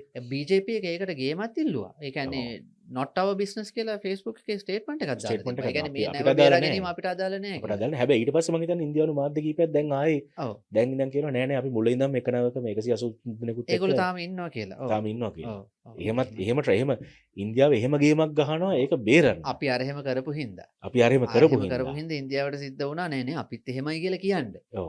අපිත් එහෙමයි කියලා කියන්නේ. ඒ කියන්නේ ඉන්දියාවට ඒ කියන්නේ අපි ඉන්දියාවට වඩා ලොකු වුණා ඒ වෙලාවේ. ඒ වෙලාවේ ඇත්ත වශයෙන්ම අපි ඉන්දියාවට ලොකු අපි වුණා. ඉන්දියාවට වඩා ලොකු වුණා. ඉන්දියාවට සිද්ධ වුණා නෑ නේ අපිත් එහෙමයි අපිත් ඔහොම තමයි අපිත් මේ බේරගත්ත කට්ටියකෝ කියලා කියන්න ඒගොල්ලන්ට සිද්ධ වුණා. එහෙම සිද්ධ වුණා විතරයි එක්කෙනෙක් ගිහිල්ලා හැවා. මේ රට ඇතුලේ ක්‍රියාත්මක වෙන කඩකප්පාකාරී බලවේග ජාත්‍යන්තර ඉදිරියේ රට හැල්ලු කරන්න ලංකාවට සම්බාධක ධම්ම ගන්න ඒ වගේ දේවල් වලට ප්ලෑන් කරද්දී ඒ විරුද්ධ වන්නේ යම් ප්‍රමාණයකින්ද ඒ ප්‍රමාණයෙන් අපි ආණ්ඩුවටත් ඔව්. විරුද්ධ වෙනවා සමහර ඔව් දැන් ඒ අවස්ථාවල. කියන්නේ දැන් මෙහෙමයි අරයා ගිහිල්ලා හානකොට. දිල්ලියේදී හැවයි කියලා කිව්වම ඒකෙන් අදහස් වෙන්නේ මේ තනි දමනී හිටියනම් ඊට වඩා හොඳ වෙනවා කියන එකයි මේකේ අර්ථය කියලා. එහෙම කියන්නේ නැහැ. එහෙම නෑ. එහෙම කියන්නත් බෑ. අපි නැවත පොඩි මේකක් බ්‍රේක් එකක් කරමු ශාමර. මේ IRGC එකෙන් මේ දැන් ඇත්තටම තත්පර ගණනකට කලින් කියලා තියෙනවා ඇන්ටි මිසයිල් ඩිෆෙන්ස් සිස්ටම්ස් 4ක් පහුගිය පැය 24 තුල US third anti missile programme එකට අදාළ ඇන්ටි මිසයිල් ඩිෆෙන්ස් සිස්ටම්ස් 4ක් පහුගිය පැය 24ට විනාශ කරා කියලා. විනාශ කරා කියලා කියනවා. ඒ වගේම තව කනගාටුදායක ප්‍රතිපත්තියක් පුවතක් තියෙනවා කියන්න. දකුණු දිග ලෙබනනයේ පලස්තීනියන් රිෆියුජි කැම්ප් එකට ඊශ්‍රායලය පහර දුන්න බව ලෙබනනයේ රාජ්‍ය මාධ්‍ය සඳහන් කරනවා. මේ ඔය නැව ගැන තව පුංචි දෙයක් කියන්න අමතක වුණා. ඔය විනාශ කරපු නැව සම්බන්ධයෙන්. ඔව්. ඔය විනාශ කරපු නැවේ හිටපු නාවිකයෙක් ගෙදරට කෝල් කරලා කිව්වාය කියලා මේ ඇමරිකාවෙන් ඒගොල්ලන්ට මේ අනතුරු ඇඟවීම් කරා අවස්ථා දෙකකදී නමුත් නෞකාව අතහැරලා දාලා යන්න ඒගොල්ලන් සූදානම් වුණේ නැහැ කියලා කතාවක් ඔය ඉරාන් ඉන්ටර්නැෂනල් එකෙන් පළ වෙලා තිබුණා. ඉතින් මම දන්නේ නැහැ ඉරාන් ඉන්ටර්නැෂනල් එකේ නිවුස් එක හරිද වැරදිද කියලා. ඉරාන් ඉන්ටර්නැෂනල් එක සාමාන්‍යයෙන් ඉරාන ආණ්ඩුවට විරුද්ධ ඇමරිකාවට පක්ෂ අදහස් දක්වන මාධ්‍ය ආයතනයක්. ඒකට ඇමරිකාව සුද්ධ කරන්න කතාවක් හැදුවාද දන්නේ නැහැ. ඒගොල්ලන් ඉදිරිපත් කරන ඒගොල්ලන්ට හොඳ මූලාශ්‍ර තියෙනවා. නමුත් ඒගොල්ලෝ සමහර වෙලාවට ඉදිරිපත් කරන නිවුස් වල මේ පොඩි ඒ කියන්නේ ඒක විශ්වාසනීයත්වය පිළිබඳ පොඩි ප්‍රශ්න තියෙනවා. ඒ පොඩි ප්‍රශ්න ටිකක් තියෙනවා. ඒ නිසා ඒක පොඩ්ඩක් ආයෙ ඩබල් චෙක් කරන්න ඕනේ ඇත්ත වශයෙන්ම මේ කාරණේ ඇත්තද කියලා දැනගන්න. මේ ඒක අපිට හරියටම කියන්න බෑ. නමුත් එහෙම වෙලා තියෙනවා නම් එහෙම දැනුම් දීම් කරලා තියෙනවා නම් ඒක අනිවාර්යයෙන්ම මේ සටහන් වෙලා තියෙන්න ඕනේ. ඉතින් මම දන්නේ නැහැ එහෙම දැනුම් දීමක් කරාද එහෙම නැත්නම් කෙලින්ම පහර දුන්නද කියලා. නමුත් අපි දන්නවා මේ අවස්ථාවේ ඒක එහෙම වුණා හෝ නැතා හෝ පීට් හෙග්සෙත් කෙලින්ම කියලා තියෙනවා අපි rules of engagement සලකන්නේ නැහැ කියලා. මොකද rules of engagement කියන කොට පැහැදිලි කරලා දෙන්න ඕනේ සාම. ඒවා rules of engagement කිව්වම මේ කියන්නේ නෛතිකව කියලා නෑ මෙන්න මෙහෙමයි කියලා. නමුත් යුද්ධයක් කරනකොට තියෙන චාරිත්‍ර එක. සරලව මෙහෙම කියමුකෝ. ඒ කියන්නේ දැන් අපි දන්නවා මිනිස්සුන්ට යුද්ධ කරන්න බෑ කියලා නීතියක් කොහෙවත් නෑ ලෝකේ. මම දැක මේ ඊයේ පෙරේද මේ වික්‍රම කියලා එක්තරා මිනිහෙක් මගෙත් එක්ක Facebook එකේ එල්ලුණා මේ අනන්‍ය ආර්ථික කලාපේ ඒවත් EEZ එකේ මේ එක්ස්ක්ලූසිව් ඉකොනොමික් සෝන් එකේ මේ ඇමරිකාවුරු නවක් විසින් ඉදාන නවකට ටෝපිඩෝ ප්‍රහාරයක් එල්ල කිරීම අපේ ස්වෛරීත්වයට හානියක් කියලා. එහෙම එකක් නෑ. අනුංග රටවල EEZ එකේ එහෙම නැත්නම් මේ නාවක නාවක හැතැම්ම 200 කලාපේනවා කියන්නේ. ඔව්. ඒක තියෙන අපේ 200 වෙනකන් කලාපේ. ඒතර ඒක ඇත්තට අපේ සවරීන් එකක් නෙවෙයි. අපේ භෞමික ප්‍රදේශයට අයිති ලෙස සැලකෙන්නේ නැහැ. ලංකාවේ භූමියට අයිති නැහැ. ලංකාව නීතිය ක්‍රියාත්මක වෙන්නේ නැහැ. අපේ අනන්‍ය ආර්ථික කලාපය කියලා කියන්නේ අපිට ඒකේ තියෙන පාරිසරික සම්පත් ටික පාවිච්චි කරන්න අයිතිය තියෙනවා පළමු අයිතිය තියෙනවා. පළමු අයිතිය තියෙන අන්න හරි පළමු අයිතිය තියෙනවා කියන එක පමණයි. පමණයි ඒතර ඒ මූද යුද්ධ කරන්න එපා කියලා කාටවත් කියන ලංකාවට අයිතියක් නැහැ. අපේ ටෙරිටෝරියල් වෝටර්ස් ගැන තමයි අපිට 100% ටෙරිටෝරියල් අයිතිය වෝටර්ස් තියෙන්නේ. වලට තමයි අපිට අයිතිය තියෙන්නේ. ඒක 100% අයිතිය තියෙනවා 100% අයිතිය තියෙනවා. කිසිම ඊසි එක එහෙම එකක් නැහැ. ඔය යුද්ධ නැවකට ඇතුල් වෙන්න බෑ අපේ අවසරේ නැතුව අතනට එහෙම එකක් අතන නැහැ. එහෙම එකක් නැහැ අනන්‍යාර්ථික කලාපයට යුද්ධයට ඇතුල් වෙන්න පුළුවන්. දැන් ඔව්. මම දැක්ක සමහරු මේලා දාලා තියෙනවා UN clause එක. මේ ඔව්, නැත්නම් UN United clause. Nations Conventions of Law of Sea කියන එක. law of the sea Law of the sea. සමුද්‍රීය නීතිය සමුද්‍රී නීති සම්මුතිය කියන එක මේ ඒකේ 301 වගන්තිය. කෝඩ් කළා මම දැක්ක කවුරු කියලා තියෙනවා මේ high seas පාවිච්චි කරන්න පුළුවන් peaceful අරමුණු වෙනින් විතරයි කියලා. ඔව්. හරිද? ඉතින් එහෙමනම් ඉතින් මේ ලෝකේ එහෙනම් කිසිම නාවක යුද්ධයක් කරන්න බෑ. ඔව් මොකද එහෙනම් ඉතින් කිසිම ඒක නෝයි කේන්ද්‍ර මුද පාවිච්චි කරන්න පුළුවන් සාමකාමී අරමුණු වල නෙවෙයි කියලා පිළිගන්නවා නම් ඔව්. එහෙනම් UN clause එක අත්සන් කරේ 1984 sorry මම ගලුවිතර 84 කියලා. ඒක බලාත්මක වුණේ 1994. ඔව් ඔව් ඔව් හරිද? එතකොට එහෙමනම් 1994න් පස්සේ මේනකොට කිසිම නාවක යුද්ධයක් කරලා නැති වෙලා වෙනවා. තියෙන මේ ඔතන මෙහෙම දෙයක් තියෙනවා දැන් අර මම කිව්වේ නීතිමය වශයෙන් නැහැ කියන එක මම එහෙම කියන්න හේතුව ඇමරිකාව උන් ක්ලෝස් එකට අස්සම් කරලා නැහැ. නෑ. පැහැදිලි. එතකොට ඒගොල්ලෝ ඒකෙන් බැඳිලා ඉන්නේ නැහැ. හැබැයි එහෙම තියෙද්දී වුණත් රීතීන් ටිකක් තියෙනවා සටනකදී නාවක සටන් වලදී යුද්ධ උදාහරණයක් නීතිය වශයෙන් කියලා එකක්. නාවක සටන් වලදී අනිවාර්යෙන් පහර කෑමට ලක් වූ නෞකාවේ නැවියන් හරි ඉන්නවනම් බේර ගන්න ඕනේ. ඔව් බේර ගන්න තවදුරට සටන් කරන්නේ නැත්තම් ඔව් ඒක තමයි බේර ගන්න හෝ ඒගොල්ලන්ට පහර නොදී ඉන්න ඕනේ. පහර නොදී ඉන්න ඕනේ. බේර ගන්න එකට ඒගොල්ලෝ වග කියනවද නැද්ද කියන එක මම දන්නේ 98 අනුව ඔව් UN clause එකේ 98 අනුව මගේ මතකේ හරියනවා. ඒ කියන්නේ තවදුරටත් සටන් කරන්න බැරි යුන් ක්ලෝස් එක මේගොල්ලෝ අත්සන් අදාළ කරලා නැහැ නෑ අදාළ නෑ. ඒකට ඒගොල්ලන් නැහැ. හැබැයි ඔව්. පහර යුද්ධ නීතිය සම්ප්‍රදායික යුද්ධ නීතිය හැටියට වැටිලා ඉන්න මිනිහෙක්ට ගහන්න බෑ. ඒ වගේම අනිත් පැත්තට තවදුරටත් සටන් කිරීමේ හැකියාව නැති කිසිදු සජීවී හෝ අජීවී ඉලක්කයකට පහර දෙන්න පහර බෑ. දෙන්න බෑ. සහ තව කාරණා තියෙනවා. උදාහරණයක් ජීනීවා සම්මුතියට අනුව නම් ඔව්. රෝහල් වලට පාසල් වලට කොහෙත්ම පහර කොහෙත්ම දෙන්න බෑ. පහර දෙන්න බෑ. ඔව් ඔව් ඔව්. ඒක බොහොම පැහැදිලිව කියනවා. සහ ඇත්තට වගකීමක් තියෙනවා. ඒගොල්ලන්ට බේර ගන්න බැරි නම් කාට හරි කියන්න ඇවිල්ලා බේර ගන්න ඔව්. මෙන්න සහ මෙහෙම අනිත් දෙයක් පැත්තට වෙලා බේර ගැනීම වළක්වන්නත් බෑ. වළක්වන්නත් බෑ. වළක්වන්න බෑ. අනිත් පැහැදිලිව. පැත්තට අත්අඩංගුවට ගා සිරකරුවන්ට මානුෂීය සලකනොන ඔව්. වද හිංසාවට ලක් කරන්න බෑ. මානසික පීඩාවට ලක් කරන්න බෑ. ඔව්. සහ අදාළ රාජ්‍ය විසින් ඉල්ලා සිටියොත් එහෙම ඒ ස්ටේට් එකට හරි එහෙම නැත්නම් වෙනස් ස්ටේට් එකකට හරි බාර දෙනවා. හැබැයි මේක මතක ගන්න ස්පොයිල්ස් ඔෆ් වලට අදාළ නෑ. නෑ නෑ නෑ නෑ. ඒ කියන්නේ මේ යුද්ධයෙන් ලබා ගන්නා මේ විතර දැන් මම ඒවා යුද්ධ කළා වගේ යුද්ධ ටැංකියක් මගේ ළඟට ආවා කියලා. මම අල්ලගත්ත කියලා ඒවා අපහු බාර දෙනවා කියලා එකක් නෑ. ඒ අරන අනි මිනිස්සු සම්බන්ධයෙන් ක්‍රියාත්මක කරන විදියක් තියෙනවා. ඔව්. මේ ටිකට තමයි rules of engagement ඔව්. කියලා කියන්නේ. ඔව්. පීට් හෙග්සෙත් ඔව්. දැන් කියනවා ඔව්. අපි ඒවත් ගරු කරන්නේ නැතුව අපි යුද්ධ ඒවත් කරන්න ගරු හදන්නේ කරන්නේ නැහැ කියලා. කියලා. එතකොට දැන් උන් ක්ලෝස් වගේ නෛතික දේවල් වලට ඒගොල්ලෝ කොහොමද අත්සන් කරලා නැහැ. ඒක හරි. නමුත් ඒ අරුණහමත් තියෙනවා සම්ප්‍රදායන් ටිකක් යුද්ධයකදී ඒ සම්ප්‍රදායන්වත් ඒගොල්ලෝ ගණන් ගන්නේ නැහැ. ඒගොල්ලෝ පැහැදිලිව කියන පස්සෙන් එලවලා ගිහිල්ලා ලෝකේ කොයි කොනේ හිටියත් අපි පහර දෙනවා. පහර දෙනමයි කියලා. ඒ කියන්නේ කිසිදු ආකාරයක අර මානුෂීය නීති රීති වලින් අපි බැඳිලා නැහැ කියන එක ඒගොල්ලෝ ප්‍රසිද්ධියේ කියලා තියෙනවා. ඉතින් ඒක හින්දා මේ හැබැයි මෙහෙම ආණ්ඩුව එහෙම කියන්නේ මිලිටරි එකේ ඉන්න අය සමහර විට එහෙම නැතුව තමන්ගේ ඒ නියමිත ක්‍රමවේදය අනුව කටයුතු කළා වෙන්න පුළුවන්. ඒ කියන්නේ සාමාන්‍යයෙන් අපි ඒක දන්නවා. ඒක ඒක නිසා පීට් හෙග්සෙට් කියපු දෙයින් විතරක්ම හැමදේම මයින්ඩ් අවශ්‍යත් නැහැ. ඔව්. මොකද අපි දන්නවා නට්සි ජර්මනියේ පවා ඇත්තටම කිව්වොත් හර්මන් ගෝරින් යටතේ තිබ්බ ලුෆ්ට්වාෆ් එක ඇත්තටම යුද නීතිය ෆොලෝ කරා. ඔව්. ඒ කියන්නේ බොහෝ වෙලාවල් වල. එතකොට අපි ගත්තොත් මේ කොහෙද මේ හමුදාවේ කියන්නේ යුද්ධ හමුදාවේ පවා ජර්මන් යුද්ධ හමුදාවේ මේ යුද අපරාධ සාපේක්ෂව අඩුයි SS එක තමයි ගොඩක් යුද අපරාධ කරේ. අරගොල්ලොත් කරා විශේෂයෙන්ම පස්සේ ඔය නට්සි නිලධාරීන් වැඩි වෙනකොට හමුදාව ඇතුලේ එතකොට ඒගොල්ලොත් යුද අපරාධ සම්බන්ධව ඍජුවම රෙකෝඩ් එක තියෙනවා මම උස්තාෂි නන්නේ. උස්තාෂි ඒක ඉතින් වෙනම කට්ටියක්නේ. ඔව් ඒක වෙනම කට්ටියන්නේ. ඒගොල්ලන් නම් මහා පාපතරයෝ ටිකක්. නමුත් SS එක තමයි ඔය වද කඳවුරු පවත්වාගෙන ගියේ. ඒ වගේ SS එක. එතකොට ඒක මේ යුද හමුදාව නෙමෙයි. එතකොට යුද හමුදාව සහ විශේෂයෙන්ම ගුවන් හමුදාව ඇත්තටම සැලකිය යුතු මට්ටමකට යුද නීතිය ආරක්ෂා කරගෙන තමයි යුද්ධ කරේ. මොකද මතක තියාගන්න අපි ඇත්තටම කියන්න ඕනේ දැන් මේ ජපානයේ විසින් කොරියාවට සහ විශේෂයෙන්ම චීනයේ සමහර පළාත් වලට ඒ කරපු සමහර දරුණු යුද්ධ අපරාධ එහෙම නැවත සිදු නොවීම සඳහා තමයි මේ සමහර සම්මුතින් එහෙම හදාගෙන සහ ජර්මනිය විසින් කරපු දේවල් ජර්මනිය විසින් කරපුවා මම කියන්නේ ජර්මනිය විසින් කරපු ගොඩක් අය දන්නවනේ. දන්නවා. ඔව්. ඒතර ඊට අමතරව ජපානය කරපුවා. හරියට පස්සේ සමහර අවස්ථාවල විශේෂයෙන් සමහර ඒවා ගැන මම හිතන ගොඩක් කැනඩාව යුද අපරාධ කරා කියලා මම හිතන ගොඩක් දෙනෙක් දන්නේ නැහැ. රයිට්. ඒතර ඒ වගේ සිදුවීම් නැවත සිදු නොවීම සඳහා තමයි මේවා හදලා තියෙන්නේ. ඔව් දැන් දෙවෙනි ලෝක යුද්ධය වෙනකොට ඔය මේ මානව හිමිකම් පිළිබඳ විශ්ව ප්‍රශ්නයක් එහෙම තිබ්බේ නැහනේ. තිබෙන්නේ. ඒවා ආවේ ඊට පස්සේ. නමුත් ඒවා නැති කාලේ පවා ජර්මන් හමුදාව සහ ගුවන් හමුදාව යුද්ධ නීතිය අනුගමනය කළා. එහෙම කාලෙක පවා අච්චර නට්සි ආණ්ඩුවක් තිබ්බ ඒ කියන්නේ තාමත්ම වර්ගවාදී ආණ්ඩුවක් තිබ්බ කාලෙක පවා දැන් පීට් හෙග්සෙට් කියන්නේ එහෙම බැලුවම හිට්ලර්ටත් වඩා අන්ත මිනිස්සෙක්. අන්ත මිනිස්සෙක්. එහෙම ගත්තොත් එහෙම ගත්තොත්. ඒකට කෙලින්ම කියන්නේ අපි නිකන් ඒ කියන්නේ අපි තවදුරටත් තුඹලත් එක්ක යුද්ධ කරන්නේ මිනිස්සුયો වගේ නෙමෙයි නෙමෙයි කියන එක පැහැදිලිවම තිරසන්කම ප්‍රදර්ශනය කිරීම තමයි. ඉතින් ඒක තමයි ඇත්ත වශයෙන්ම ඔතන අපිට පෙනෙන්න තියෙන. ඒ කියන්නේ යුද්ධ කියන දේවල් ඇති වෙනවා. කෙනෙක්ට තර්ක කරන්න පුළුවන් යුද්ධය කියන්නේම අපරාධයක් කියලා. ඕක එක හරි. නමුත් යුද්ධ කියන දේවල් දේශපාලනය තුළ යථාර්ථවාදීව බැලුවම ඒව වෙනවා. ඒක නවත්තන්න බෑ. මොකද මේක මේ පෘථග්ජන මිනිස්සු නෙමේ හැමෝම. අපි හැමෝම බලය සඳහා තරඟයක ඉන්නවා. නමුත් ඒක තුල මානුෂීය ගුණාංග ටික ආරක්ෂා වෙන්න, ඒ කියන්නේ මානුෂීය ගුණාංග කියන්නේ මිනිස්සුන් මරණයකදී මානුෂීය ගුණාංග ආරක්ෂා වීම නෙමෙයි.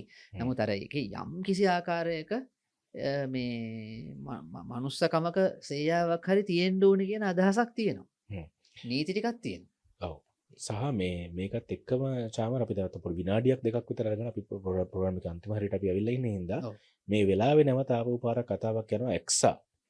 ඒවත් මේ acquisition and cross servicing agreement USA සහ ශ්‍රී ලංකාව අත්සන් කරායි කියලා කියන ගිවිසුම ගැන මත අත්සන් කළානේ පැහැදිලිවම. ඔව්. එක්සා එක මේක ඇත්තටම 2017 මම හිතන අත්සන් කළේ. එතකොට මෙන්න මේක සම්බන්ධයෙන් ඇත්තටම දැන් ඔන්න සමහර කට්ටිය මේ දවස්වල කතා කරමින් ඉන්න හින්දා මේක ඇත්තටම මම එක කොටසකට අවධානය යොමු කරන්නම්. ඒ තමයි මෙන්න මේ definitions කියන කොටස. මේකේ තියෙනවා logistics support supplies and services. ඒ කියන්නේ මොකද මෙතන ඇත්තටම සමහරු මම හිතන අදහසක් පළ කරලා තියෙනවා මේ ඉදිරියේදී තව මේ විදිහට ඉරාන සහ අදාළ මේ රටවල් ඉන්දියන් සාගරය ඇත්තටම පාවිච්චි කරන්න පටන් ගත්තොත් සේෆ් හේවන් එකක් විදියට. ඔව්. ඒකට විරුද්ධව ලංකාව පාවිච්චි කළා. ඔව්.